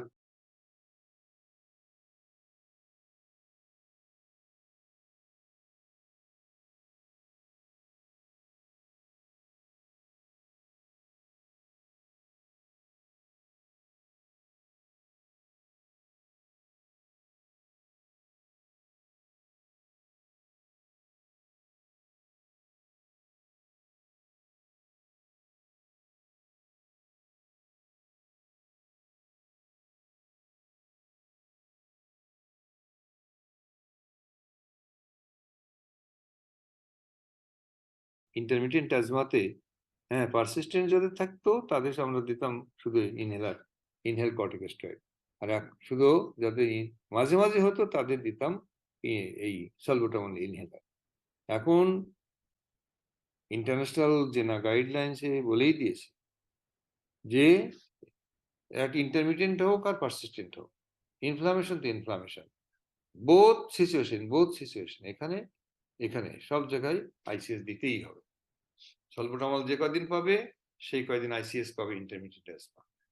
কিন্তু এখানে ইনহেলড কর্টিকোস্টেরয়েড ও ভালো থাকুক মন্দ থাকুক, শুরু যখন করছে এটা কন্টিনিউ করতেই হবে, তা না হলে এই অ্যান্টি ইনফ্লামেটরি অ্যাকশনটা ব্যাহত হবে এবং পেশেন্ট আবার পূর্বের অবস্থানে ফিরে যাবে এবং কমপ্লিকেশন ডেভেলপ করবে। সো মেসেজটা হলো ইনফ্লামেশন তার সাথে ডিফর্মিটিস ডেভেলপ করবে, সেই ঠেকানোর জন্যে from the very beginning of illness যখন আমরা সাসপেক্ট করব তখন থেকেই আমরা সলবুটামল ইনহেলেশনের পাশাপাশি ইনহেল কর্টিকোস্টেরয়েড দিয়ে দেবো, ইনহেল কর্টিকোস্টেরয়েড দিয়ে। এইটা হলো আমাদের মেসেজ। তো স্যার এটা এখানে ইনহেল কর্টিকোস্টেরয়েড কি তাহলে স্যার লাইফ লং পাবে স্যার না? না, তা বলি নাই আমরা, সেইটা আমি একটু পরে আমি বলবো। তাহলে ইনহেল কর্টিকোস্টেরয়েড দিই। এখন এই সমস্যাগুলো কিন্তু is not only among adults, এটা বাচ্চাদেরও হয় এবং 5 বছরের নিচে বাচ্চাদেরও হয়। তো 5 বছরের নিচে বাচ্চাদের যদি আমরা রিকারেন্ট হুইজের ডিফারেন্সিয়াল ডায়াগনোসিস আলোচনা করি 5 বছরের নিচে, তাহলে প্রথম 2 বছরের মধ্যে আমরা bronchiolitis can presents with recurrent wheeze. তো 2 বছর পার হয়ে গেলে বেশিরভাগ ব্রঙ্কিওলাইটিস তারা মোটামুটি ভাবে অ্যাসিমটোমেটিক হয়ে যায়। অনলি 2 to 3%, না অনলি অ্যারাউন্ড 10% তারা কিন্তু 2 বছর থেকে 5 বছর পর্যন্ত তারা পারসিস্ট করে। এবং এই যে যারা পারসিস্ট করে 5 বছর পর্যন্ত, বাই 5 ইয়ার্স তাদের ভিতরেও মোটামুটি আরো কিছু এই হুইজটা ডিসঅ্যাপিয়ার করেছে। তারপরে 5 বছর পরে যায় যেটা ছিটে ফোটা থাকে সেগুলো আর চায় না, সেগুলোকে মোটামুটি বলা যায় যেটা অ্যাসমা। তাহলে আমাদের এখন প্রশ্নটা হলো 5 বছরের নিচে যারা বাচ্চারা হুইজ নিয়ে প্রেজেন্ট করে তারা কেন করে? তার মনে করো একটা হলো ব্রঙ্কিওলাইটিস, 2 নম্বর হলো গ্যাস্ট্রোএসোফেজিয়াল রিফ্লাক্স ডিজিজ, এটাও কিন্তু এরকম নিয়ে প্রেজেন্ট করতে পারে। তারপরে হলো তোমার প্রাইমারি ইমিউন ডেফিসিয়েন্সি ডিসঅর্ডারস, তারপরে একটা রিঅ্যাক্টিভ এয়ারওয়ে ডিজিজ, কোনো কারণ পাওয়া যায় না, এরকম বিভিন্ন রকম আছে। এর অনেকগুলো কিন্তু 5 বছরের মধ্যে ভালো হয়ে যায়। তাহলে সারা জীবন যে করতে হবে তা না। তাহলে 5 বছরের নিচে কোনো বাচ্চা যদি আমি কোনো ডায়াগনোসিস না করতে পারি, but is suffering from recurrent asthma, recurrent wheeze, তাহলে তাকে জেনা বলেছে যে এই বয়সে তো বাচ্চাকে এক্সপেরিমেন্টারি করে আমি ডায়াগনোসিস করতে পারবো। তাহলে তারা যদি রিকারেন্ট ভোগে, তাহলে একটা course of inhaled corticosteroid to be given for a period of not less than 3 months to see the response. এই রেসপন্সটা যদি দেখা যায় যে yes, after starting this ICS inhaled corticosteroid, এই পেশেন্টের রিকারেন্ট অ্যাটাকসের সম্ভাবনা কমে গেছে, অনেক কমে গেছে, তাহলে কিন্তু এটা একটা indirect evidence in favor of the diagnosis asthma. তো সেই জন্য ইনহেলড কর্টিকোস্টেরয়েড এই ধরনের পেশেন্টকে 5 বছরের নিচেই আমরা দিব, just to get the therapeutic response for a period of 3 months. 5 বছরের পরে যাদের থাকবে তাদেরও বড় হওয়ার সাথে সাথে শরীরে যে সমস্ত ইমিউনোলজিক্যাল প্রবলেমস গুলো থাকে সেই মডুলেশনের ভিতরে অনেকেরই কিন্তু ভালো হয়ে যায়, এবং সেই জন্য এটা খুব শক্তভাবে বলা যাবে না যে লাইফ লং দিতে হবে, লাইফ লং নাও থাকতে পারে। অনেকগুলো বাচ্চা বয়স বাড়ার সাথে সাথে তার শরীরের পরিবর্তন, হাইপার রিঅ্যাক্টিভিটি, ছোটবেলায় যে তেজ থাকে সেই তেজ আস্তে আস্তে কমতে থাকে, তার প্রভাবে হয়তো দেখা যাবে যে অনেক বাচ্চার একটা পিরিয়ডের পর আর লাগছে না। তো সেই জন্য ওই স্টেপ আপ যেমন করে স্টেপ ডাউন করব, আস্তে আস্তে আস্তে আস্তে স্টেপ ডাউন করতে করতে যখন দেখবো বাহ এ তো ডোজ অর্ধেকই কমায় নিয়ে এসে ভালো আছে, এইভাবে আস্তে আস্তে আস্তে আস্তে কোনো এক সময় দেখবো যে আর লাগছে না। সুতরাং it is very difficult to comment যে এদের চিকিৎসা সারা জীবন লাগবে। কথাটা বোঝা গেছে? জি স্যার। স্যার এদেরকে কোন স্টেরয়েড দেওয়া হয়? বেক্লোমিথাসোন নাকি ফ্লুটিকাসন? আমাদের দেশে কত পাপ করে দেওয়া হয়? বেক্লোমিথাসোন পাওয়া যায় 50 মাইক্রোগ্রাম, 100 মাইক্রোগ্রামে পাওয়া যায় বাচ্চাদের জন্য। আমাদের এখানে ফ্লুটিকাসন এবং সলমেট্রোল কম্বিনেশন পাওয়া যায়। আর রিসেন্টলি যেটা WHO বলবো না, জিনা guideline, international global initiative for asthma management, তো তাদের যেটা আছে সেটা রিকমেন্ডেশন মার্ট থেরাপি। মার্ট একটা কম্বিনেশন আসছে, এটা এখন খুবই হটটক এবং খুবই চলছে।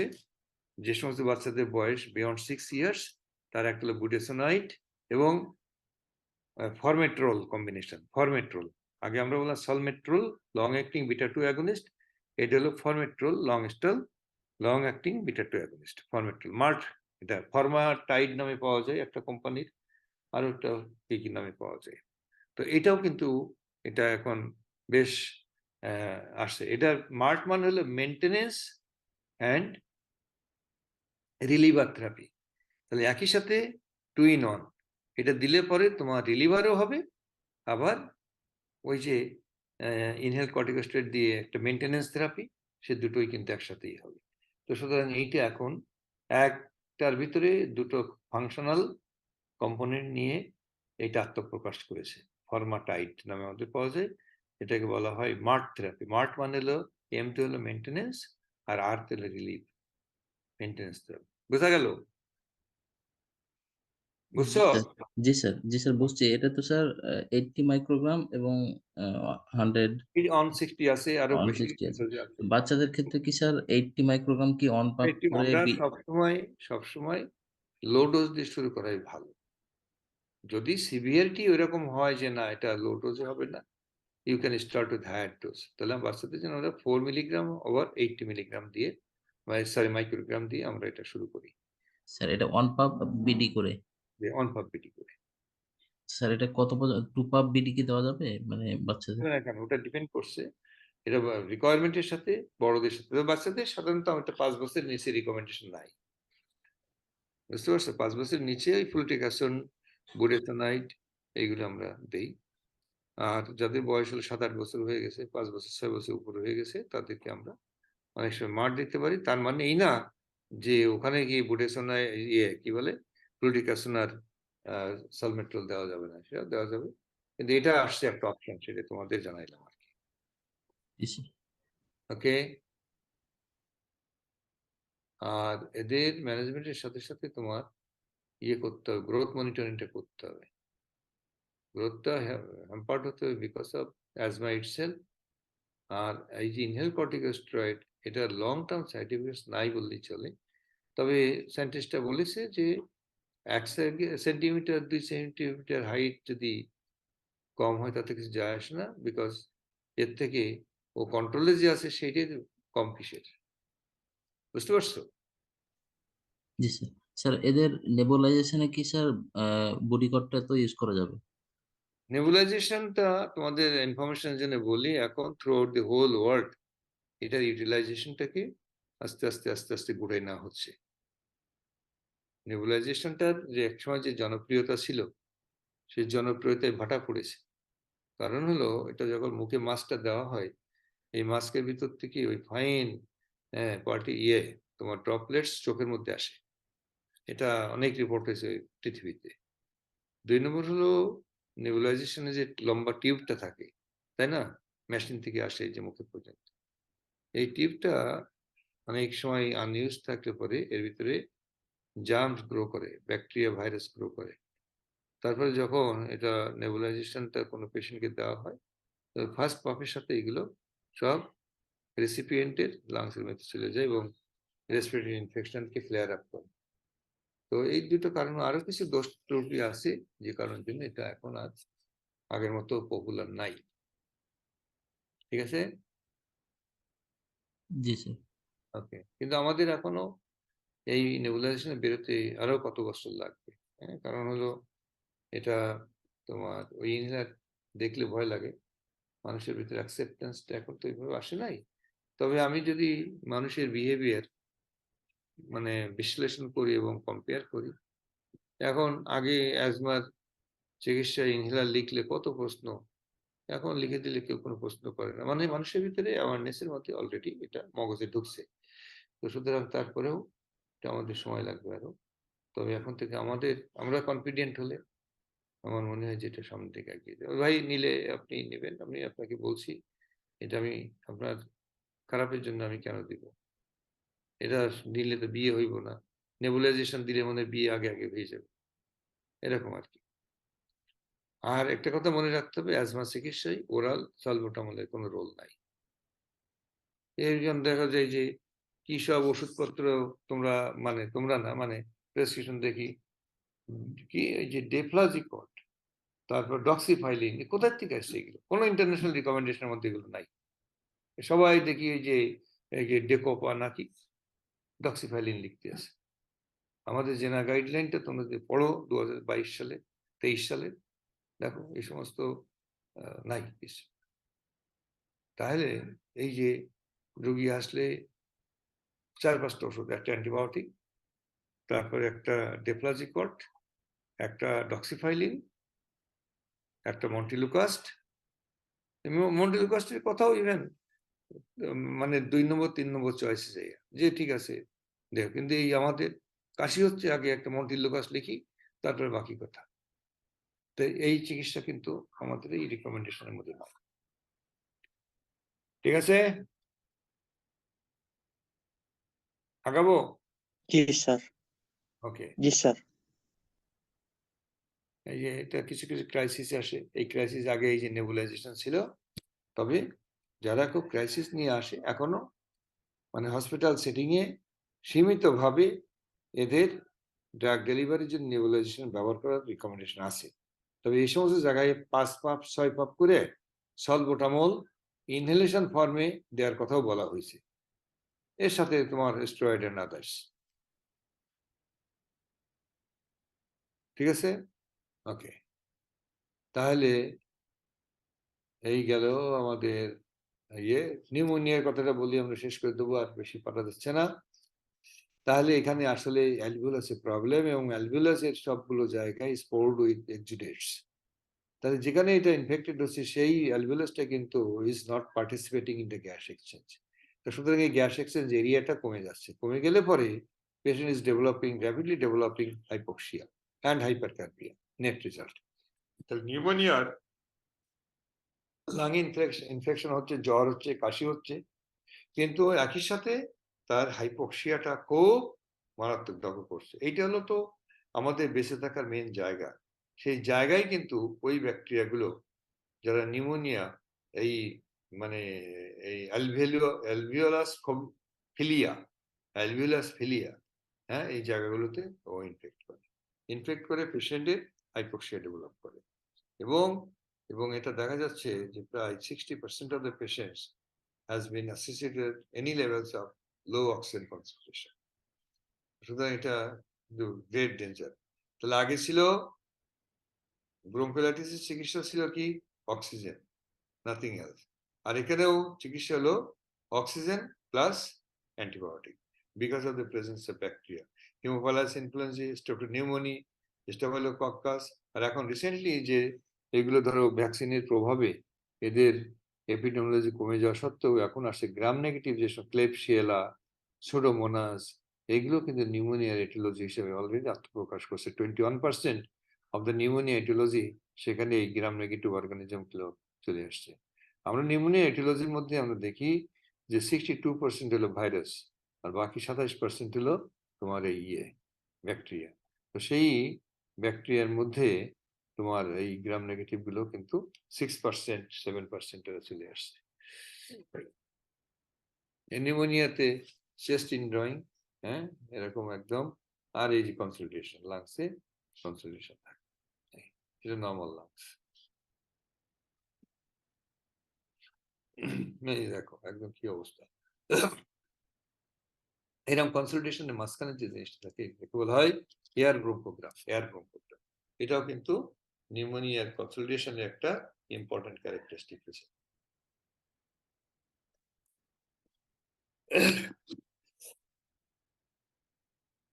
এটা কখনো কখনো এরকম আসে, এটা সিভিয়ার ব্রঙ্কোনিউমোনিয়া, স্টেফাইলোকক্কাস এরকম প্যাসিওপসিস নিয়ে চলে আসে, একদম ডিস্ট্রয়েড হয়ে গেছে। নেক্রোটাইজিং নিউমোনিয়া, হ্যাঁ, স্টেফাইলোকক্কাসে এরকম হয় বাইল্যাটারাল, কখনো কখনো কমপ্লিকেশনে লাং অ্যাবসেস হয়ে যায়, তারপরে এরকম প্যারানিউমোনিক ইফুশন হয়, নিউমোথোরাক্স হয়, হাইড্রোনিউমোথোরাক্স হয়ে যায়। এসব কিন্তু এই স্টেফাইলোকক্কাসের কমপ্লিকেশন। স্টেফাইলোকক্কাসের এগেইনস্টে কিন্তু কোনো ভ্যাকসিন নাই। তাহলে এখানে সিভিয়ার নিউমোনিয়াতে hospitalization, injection activity, ampicillin, gentamicin. এক মিনিট আমি ফোনটা দেবো। হ্যালো মন্টু ভাই। জি আসসালাম। হ্যাঁ, আমি একটু ভোরে যশোর যাচ্ছি, শনিবারের আগে তো আর পারবো না। হ্যাঁ, আশা করি ওইখানে দেখে দেবো শনিবারে। একটু যোগাযোগ করি আসুক, আমি হয়তো থাকবো, থাকলে 10টা 11টার পরে থেকেই থাকবো, হয়তো সন্ধ্যা রাত পর্যন্ত। হ্যাঁ হ্যাঁ হ্যাঁ, সকালের থেকে শুরু করি, শনিবারে একদিনই আমি সকালের দিক থেকে শুরু করার চেষ্টা করি, যদি অন্য কোনো অ্যাপয়েন্টমেন্ট না থাকে।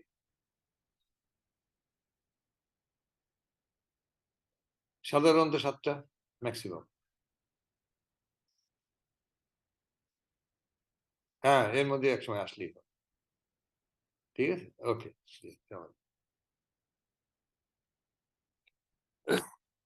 তাহলে severe pneumonia antibiotic, ampicillin, gentamicin guideline লিখছে, কিন্তু এটা অনেকবার দিতে হয়, অ্যাম্পিসিলিন পাওয়া যায় না, আমরা সেফট্রাইক্সন দিয়ে দিই, একবার ডেলি দিলে হয় এই।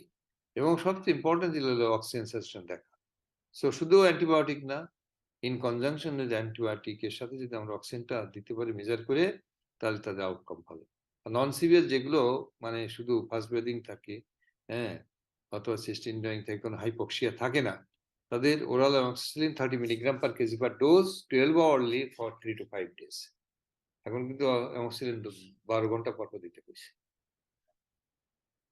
ওকে, ঠিক আছে। স্যার বাচ্চাদের ক্ষেত্রে স্যার সেফিক্সিম, সেপ্রোক্সিম এটা কত মাস বয়স থেকে দেওয়া যায়? সেফিক্সিম সেফিক্সিম, সেপ্রোক্সিম কত মাস বয়স থেকে সেফ বাচ্চাদের জন্য? সব বয়সে সেফ, আনসেফ না তো, কারণ আমার জন্মের পরপরই তো আমরা এই যে সেপ্টাজিনিম দিচ্ছি জন্মের পরের দিন থেকেই। সুতরাং এটা সেফালোস্পোরিন যে কোনো বয়সে দেওয়া যায়। সেপ্টাএক্সনটা আমরা দেই না, কারণ হলো এটা তোমার জন্ডিসটার কনসেন্ট্রেশন বাড়িয়ে রাখে। আচ্ছা, ওরাল যদি দিতে চাই, ওরাল তুমি দাও, মানে ছোটবেলাতে দাও। তবে একটা জিনিস তুমি খেয়াল করো যে ফার্স্ট 2 মান্থসের ভিতরে ওরাল অ্যান্টিবায়োটিক আমরা সাধারণত রাখি না, কারণ তাদের খাওয়ার সময় নষ্ট হয়ে যায়, বায়ো অ্যাভেলেবিলিটি কম, সেই জন্য সবসময় চিকিৎসা করি ইনজেক্টেবল অ্যান্টিবায়োটিক্স দিয়ে। তো আমার মানে কোনো স্পেসিফিক এজ রেস্ট্রিকশন আছে বলে আমার জানা নাই। ঠিক আছে, জি স্যার। ওকে। তাহলে নিউমোনিয়া আর ব্রঙ্কিওলাইটিসের একটি পার্থক্য আমরা করি। ব্রঙ্কিওলাইটিস এজ, ব্রঙ্কিওলাইটিসের less than 2 years, peak 2 to 6 months, pneumonia can happen anytime. Asthma usually after 2 years. আমরা বলেছি এটা, আমরা একটা বিশ্লেষণ করেছি। Do you know runny nose present in bronchiolitis? নিউমোনিয়াতে অ্যাবসেন্ট থাকে, অ্যাজমাতে কখনো কখনো থাকলেও থাকতে পারে, যেটা ভাইরাল এপিসোড দিয়ে শুরু হয়। who is present in bronchiolitis and asthma but pneumonia usually absent.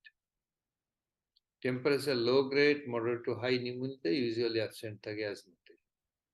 Crackles present, pneumonia অনেক present, asthma স্বতন্ত্র থাকে না। ব্রঙ্কাই দুটাতেই থাকে, নিউমোনিয়াতে কখনো থাকতে পারে, বাট এটা না থাকারই কথা।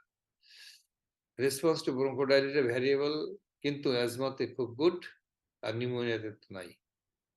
WC কাউন্ট নর্মাল, ব্রঙ্কিওলাইটিসে ডিম্পোফিলিক লিকোসিস নর্মাল, কিন্তু কোন ক্ষেত্রে ইওসিনোফিলিয়া হাই থাকে।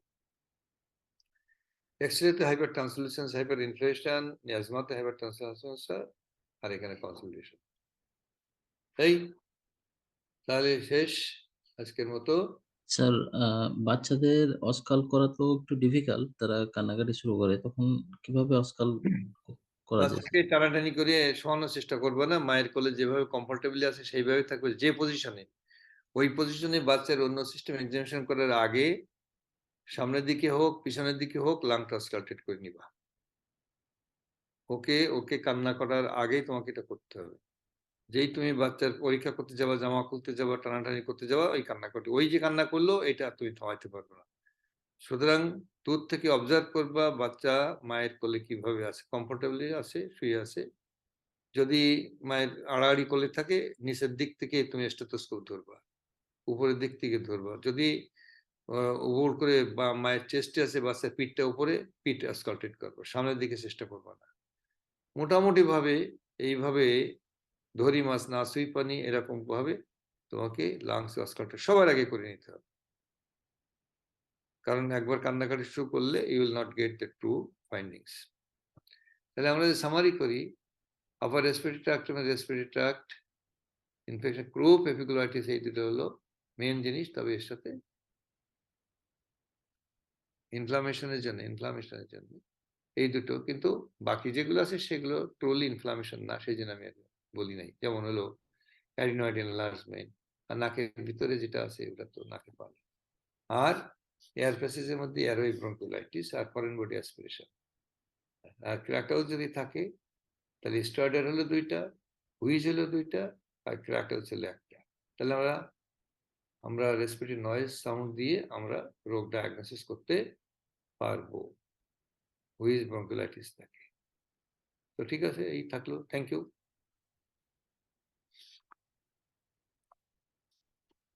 ধন্যবাদ স্যার। বলো।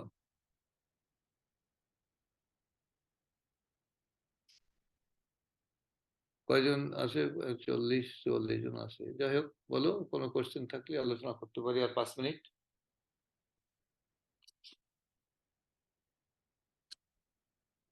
স্যার নিউমোনিয়াতে কি আমরা পুরা ডোজটাই ইনজেক্টেবল দেবো স্যার, নাকি মানে কমে গেলে সেক্ষেত্রে আমরা ওরালে সুইচ করতে পারি? অ্যান্টিবায়োটিকের কথা আছে, এটা তোমার ডিপেন্ড করছে পেশেন্টের ক্লিনিক্যাল প্রোফাইলের উপরে।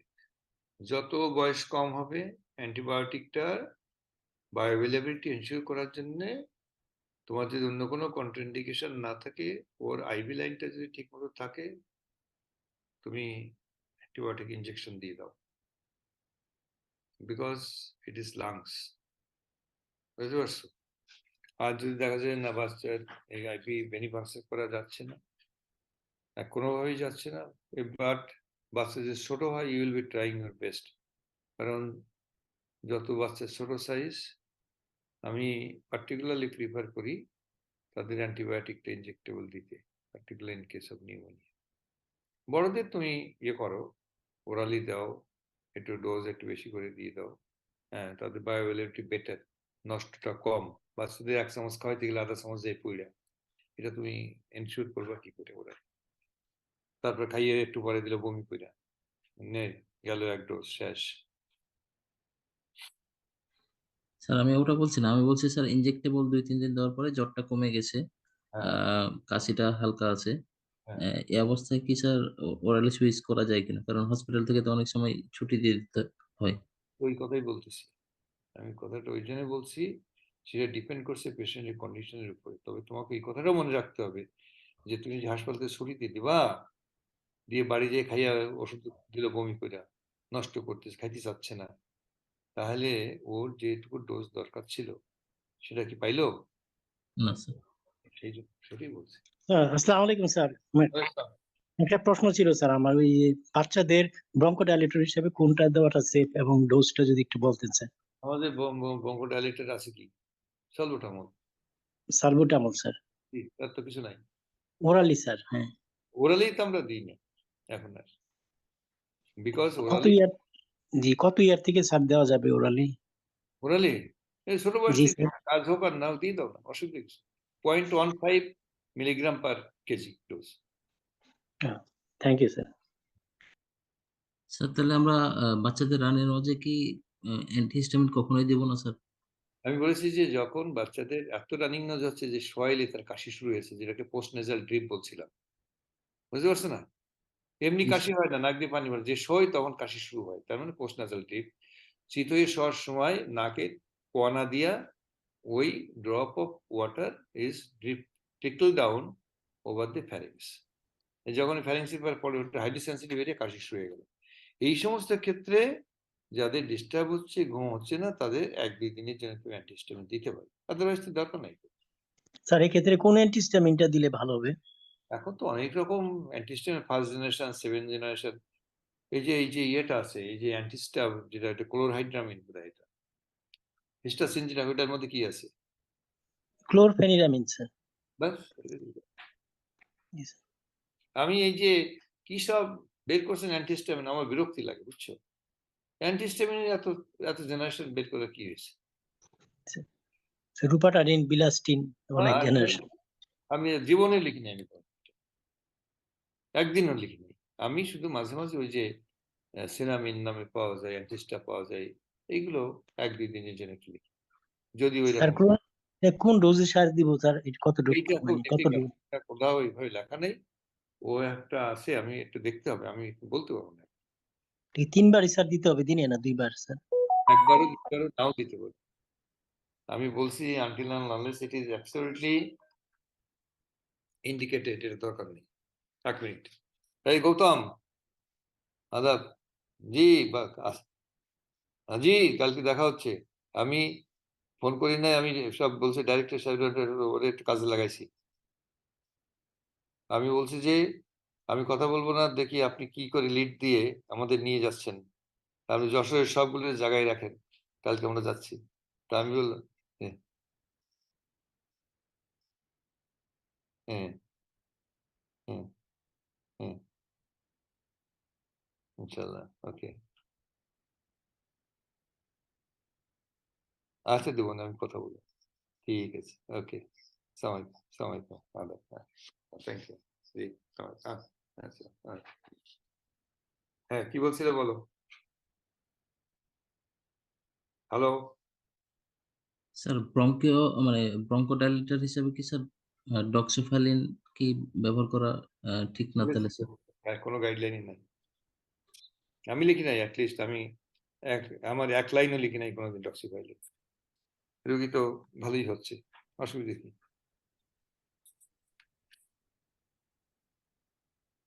তুমি তাহলে দেখো, তো স্যার থিওফাইলিনও দেওয়া যাবে না স্যার? থিওফাইলিন তো আরো খারাপ।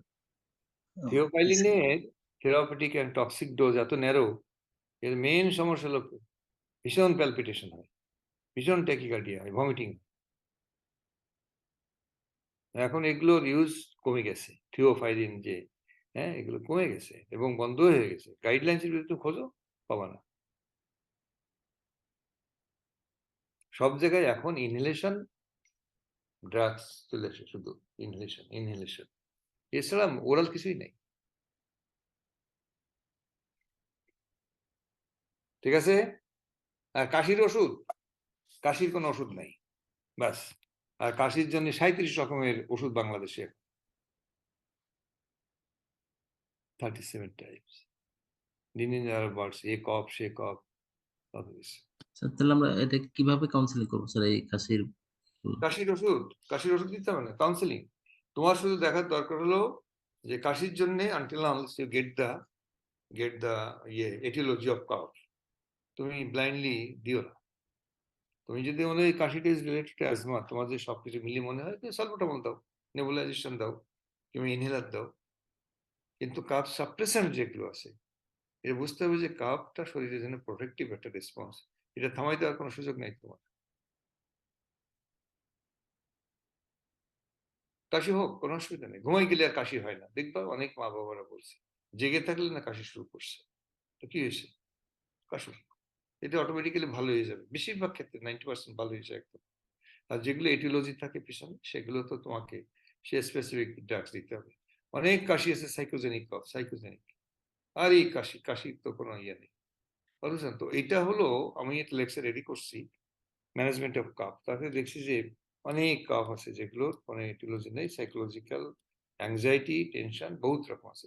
তো সুতরাং এখানে তোমাকে জাস্টিফাই করতে হবে কাশির ওষুধ তুমি দেবা হয়ে নেবা, আর you can get the etiology of cough সেই রিলেটেড, এমনি ঢালাওভাবে দেওয়ার কোনো কথা তুমি দেখো ইন্টারন্যাশনাল আমাদের ভালো ভালো টেক্সট বইতে দেখো, ইলাস্ট্রেটেড টেক্সট বই বা পিডিএফ পড়ো, দেখবো যে কিছু নেই।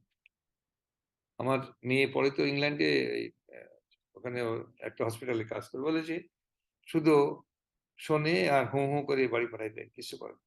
তো যাই হোক, আমাদের দেখতে হবে ওর পিছনে কোনো কারণ আছে কিনা, এটা ব্রঙ্কিওলাইটিস। আচ্ছা তুমি যে ব্রঙ্কিওলাইটিসে কাফ, ওর জন্য তোমার কি করার আছে তুমি বলো, ওরকে তুমি এখন কাফ সাপ্রেশন দিয়ে দিবা? দেখো এই যে আমরা ব্রঙ্কিওলাইটিস পড়লাম না, জি স্যার। তার মেইন ম্যানিফেস্টেশন কফ, কি করছে? কিছুই নেই। আর যাদের বয়স হয় 2 মাস 3 মাসে, ওদের কাশি হয়, তুমি কাশির জন্য ওদের কি ওষুধ দিবা? তাও আমি দেখেছি অ্যামব্রক্স দিয়ে দিয়েছে এই বয়সে, নাই? তো সুতরাং এটা ধৈর্য ধরতে হবে, মা বাবাদের কাউন্সিলিং করতে, বোঝাতে হবে, সময় নিতে হবে। আমাদের সময় খুব কম, তো এই জন্য আমাদের একটা লিখে দিয়ে ফেলি। স্যার, আমাদের কাছে যদি কোনো পেশেন্ট আসে যে বাচ্চা পেশেন্ট অ্যান্টিহিস্টামিন খেয়ে সর্দিটা জমে গেছে, জি, শ্বাস নিতে পারছে না, তখন আমরা কি ট্রিটমেন্ট দেবো স্যার? তুমি বলবো যে তোমার যে অ্যান্টিহিস্টামিন যে ডাক্তার সাহেব তার কাছে জিজ্ঞেস করো দিছিল কেন। ওটা তো সেই কথাই তো বলতেছি, যে নাক দিয়ে যে পানিটা পড়ছিল একটা ফ্লুইডিটি ছিল, তুমি অ্যান্টিহিস্টামিন দিয়ে সেটাকে গাঢ় করে ফেললে, গাঢ় করার ফলে এটা নাকের মধ্যে জমে যাচ্ছে, নাক বন্ধ হয়ে গেছে, বাচ্চারা এখন ঘুমাইতে পারে না। এটা তো অটোমেটিক্যালি আপনার থেকে 2 দিনের মাঝখানে এমনি ঠিক হয়ে যাবে, এখন আর হবে না। কি স্যার করবো? বাচ্চাদের নর্মাল স্যালাইন, নরসল যে ড্রপ আছে, নর্মাল স্যালাইন ছাড়া অন্য কিছু কি দেওয়া যাবে? যাবে না কেন? ওই 3% অক্সিমেটার। যাবে না কেন? এগুলো ডিপেন্ড করছে, আমি লিখেছি যে ড্রাগস পার্টিকুলার জাইলোমেটাজোলিন এটা দেওয়া যেতে পারে এই সিচুয়েশনে যখন বাচ্চার নাক বন্ধ থাকার জন্য ঘুমাতে অথবা খেতে পারছে না, 1 বার অথবা 2 বার তুমি দিলা, লম্বা সময় দিলে এর একটা ডিপেন্ডেন্সি ডেভেলপ করে, রিবাউন্ড ভেসোডাইলিটেশন হয়, এবং রিবাউন্ড ভেসোডাইলিটেশন হলে নাকটা আরো বন্ধ হয়ে যায়। তো সুতরাং নর্মাল স্যালাইন এটা তুমি দাও, নাক পরিষ্কার করে দাও, অ্যান্ড আনটিল না আমাদের এর ঘুম এবং খাওয়া এফেক্টেড হচ্ছে না, তোমার এটা জাইলোমেটাজোলিন উজ্জুগ করে দেওয়ার দরকার। স্যার, অক্সিমেটাজোলিন, জাইলোমেটাজোলিন এগুলো কি 1 বছরের নিচে দেওয়া যাবে স্যার, না 1 বছরের উপর? যাবে, তবে এটা যতটা অ্যাভয়েড করা যায় তত ভালো, কিন্তু ওই সিচুয়েশন হয় যে অনেক সময় বাচ্চা সারা রাত অস্থির হয়ে গেছে, খাইতে পারে না, খাওয়াইতে পারে না, ঘুমাইতে পারে না, তখন রানিং হচ্ছে চিকিৎসা হলো ভালো করে তেল মাখায় কুসুম গরম পানিতে গোসল করাই দাও, 2 দিন পরে এমনি ভালো হয়ে যাবে। দিয়ে দিলাম একটা, যাও আমার প্রেসক্রিপশন দেখো, ওই ওই অ্যাডভাইস লিখিতে আছে। সরিষার তেল স্যার। আসসালামু আলাইকুম। আসসালামু আলাইকুম স্যার। আর এই যে লাস্ট স্যার কোশ্চেন, হ্যাঁ, অনেকে দেখি স্যার ঠান্ডা কাশিতেও লেবু সালবিউটামল অথবা সালবিউটামল, মন্টিলুকাস এগুলা দিয়ে দেয়, এগুলা স্যার কোনো রোল তোমার আছে কি বা দেয়া কি? তোমার কি মনে বলে দিতে? না স্যার। হয়ে গেল, স্যার শুধু অ্যাজমা ছাড়া তো এটার মনে হয় দিয়ে কোনো লাভ নাই। কোনো লাভ নেই তো, আমি তো সেই কথাই বলতেছি। আর আমি আবার বলি যে ওরাল সালবুটামলের কোনো রোল ইন্টারন্যাশনাল গাইডলাইন্সে নেই, তুমি একটা গাইডলাইন ফলো করো, একটা দলিল নিয়ে তুমি আগাও, তোমার নিজের এক্সপিরিয়েন্স তো এখানে কাটাইতে পারবো না, তোমাকে একটা যে কোনো রেফারেন্স নিয়ে আগাতে হবে, তাই না? তো সেই রেফারেন্স দেখো, অনলাইনে দেখো, জেনা গাইডলাইন 2023 আছে, ডাউনলোড করে নাও, 100 মানে 70-80 পৃষ্ঠা, না 50-60 পৃষ্ঠা হবে, একটু গোত্র করে দেখো চিলড্রেনদের পোর্শনে তাদের অ্যাজমা গাইডলাইন্সে কি লিখেছে, পড়ো দেখো, পরিষ্কার। আর একটা জিনিস স্যার, ড্রাই কফে কি স্যার আমরা অ্যান্টিবায়োটিক এবং অ্যান্টিহিস্টামিন এই দুইটা দিতে পারবো? দিয়ে দেবো, ড্রাই কফি দেবো, গলাটা ভিজানো, তো পানি খেতে দেবো, কুসুম গরম পানি খেতে দেবো, লেবু চা খেতে দেবো, আর বেশি করে ভিটামিন সি দেবো। কমলা লেবু আছে, এটা আছে, সেটা আছে। স্যার এক্ষেত্রেও কোনো অ্যান্টিহিস্টামিন বা অ্যান্টিবায়োটিক না? কেন দিব? অ্যান্টিবায়োটিক কেন দিব? So you স্যার always অনেক ask yourself, what is the arguments of giving antibiotics? ইন্টার্নশিপের সময় এক ম্যাডাম বলছিল যে যদি ড্রাই কফ থাকে তাহলে হচ্ছে ওই অ্যান্টিহিস্টামিন এবং অ্যান্টিবায়োটিক দুইটা একসাথে তুমি দিতে হবে। ইন্টার্নশিপও ভুলে যাও, ম্যাডামকেও ভুলে যাও, তুমি এখন নিজে নিজে অ্যাডাল্ট হয়েছো, বই খুলে দেখো কোথায় কি আছে। ঠিক আছে। ঠিক আছে, ঠিক আছে। স্যার যেটা sir ji sir, thank you. তেল মেখে গোসল করাতে বলেছিল, ওটা কি সরিষার তেল? তো এটা খাঁটি খাঁটি সরষের তেল মাখিয়ে তো আমরা বড় হয়েছি, এটা এখন পাওয়া যায় না। তো ওই অলিভ অয়েল বলে দিতে বলি, অলিভ অয়েল যে ধোয়া তুলসীর পাতা, এটা তুমি মনে করো না। তুমি দেখতে পারো যে যতটা সম্ভব তোমার একটু ওই ভেজাল টেজাল কম থাকে, এখন না তেলের মধ্যে নানান কিছু মিশায়, তো এই জন্য অনেক ইয়ে করে। তো আমার মনে হয় যে অলিভ অয়েল ইজ এখন অ্যাভেলেবল, সবাই ক্রয় ক্ষমতার মধ্যে যদি থাকে কিনে ফেললো, না হলে সরষের তেল যদি কিনতে পারে, অলিভ অয়েল কিনতে পারবে। এটা ওই মানে এটা হইলো মনের একটা সান্ত্বনা যে না, অলিভ অয়েল দিয়ে গোসল করাই দিচ্ছে, বাহ, এরকম আর কি। তো ঠিক আছে, হ্যাঁ, আজকে থাকুক। আসসালামু আলাইকুম। হ্যাঁ, স্যার একটা কোশ্চেন ছিল। লাস্ট কোশ্চেন, স্যার কোনো কোশ্চেন করবো না, বলো। ইপ্রাট্রপিয়াম অ্যান্টিমাস্কারেন যেটা, এটা আলাদা করে আবার দেওয়া হয় কত বছর বয়সের বাচ্চাদের এটা এটা আমরা না দেওয়া যায়? তোমাকে কিন্তু স্যার সাধারণভাবে স্টেপ 1, 2, 3, 4 এখানে সলবোটামল, আর এখন সলবোটামলের সাথে এই মার্টার সাথে, মার্ট বললাম না একটু আগে, এদের যৌথ কম্বিনেশন আর অন্য কিছু তেমন লাগে না। তবে এটার অ্যান্টিমাস্ক্রাইনিক অ্যাকশন, তো এই যে এটা ইপ্রাট্রোপিয়াম, তো ইপ্রাট্রোপিয়ামে এখন ইপ্রাট্রোপিয়ামে কিছু কিছু সাইড এফেক্টস আছে, যেমন ট্রাইপোট্রোপিয়াম আসছে, এটা ট্রাইপোট্রোপিয়াম, তো এটা আমাদের দেশে এখনো শুরু হয় নাই, এটা হয়ে যাবে। তো এটা সাধারণত আমরা 2 বছরের নিচে বাচ্চাদের দেই না, বিকজ অফ দেয়ার ইয়ে অ্যান্টি প্যারাসাইটিক অ্যাকশনের, প্যারাসাম্পারোমাইমেটিক অ্যাকশনের জন্য।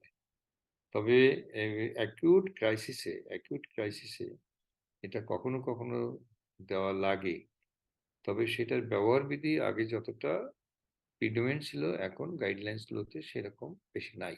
এখন শুধু সলবোটামল, স্টেরয়েড, স্টেরয়েডটা রেস্কিউ ড্রাগস, পারসিস্টেন্ট অ্যাজমার জন্য ইনহেল সলবোটামল মানে স্টেরয়েড, আর অ্যাকিউট ক্রাইসিস জন্য hydrocortisone intravenous or oral prednisolone or methyl prednisolone. Sir 2 মাসের আগে তো সালবিটামলে স্যার রিসেপ্টর ডেভেলপ হয় না। তুমি দিও না, তোমাকে দিতে বলছে কেউ? 2 মাসের আগে যাদের হয় তাদের ব্রঙ্কোলাইটিস হয়, ব্রঙ্কোলাইটিস চিকিৎসা কিছু দিতে হয়নি তোমার।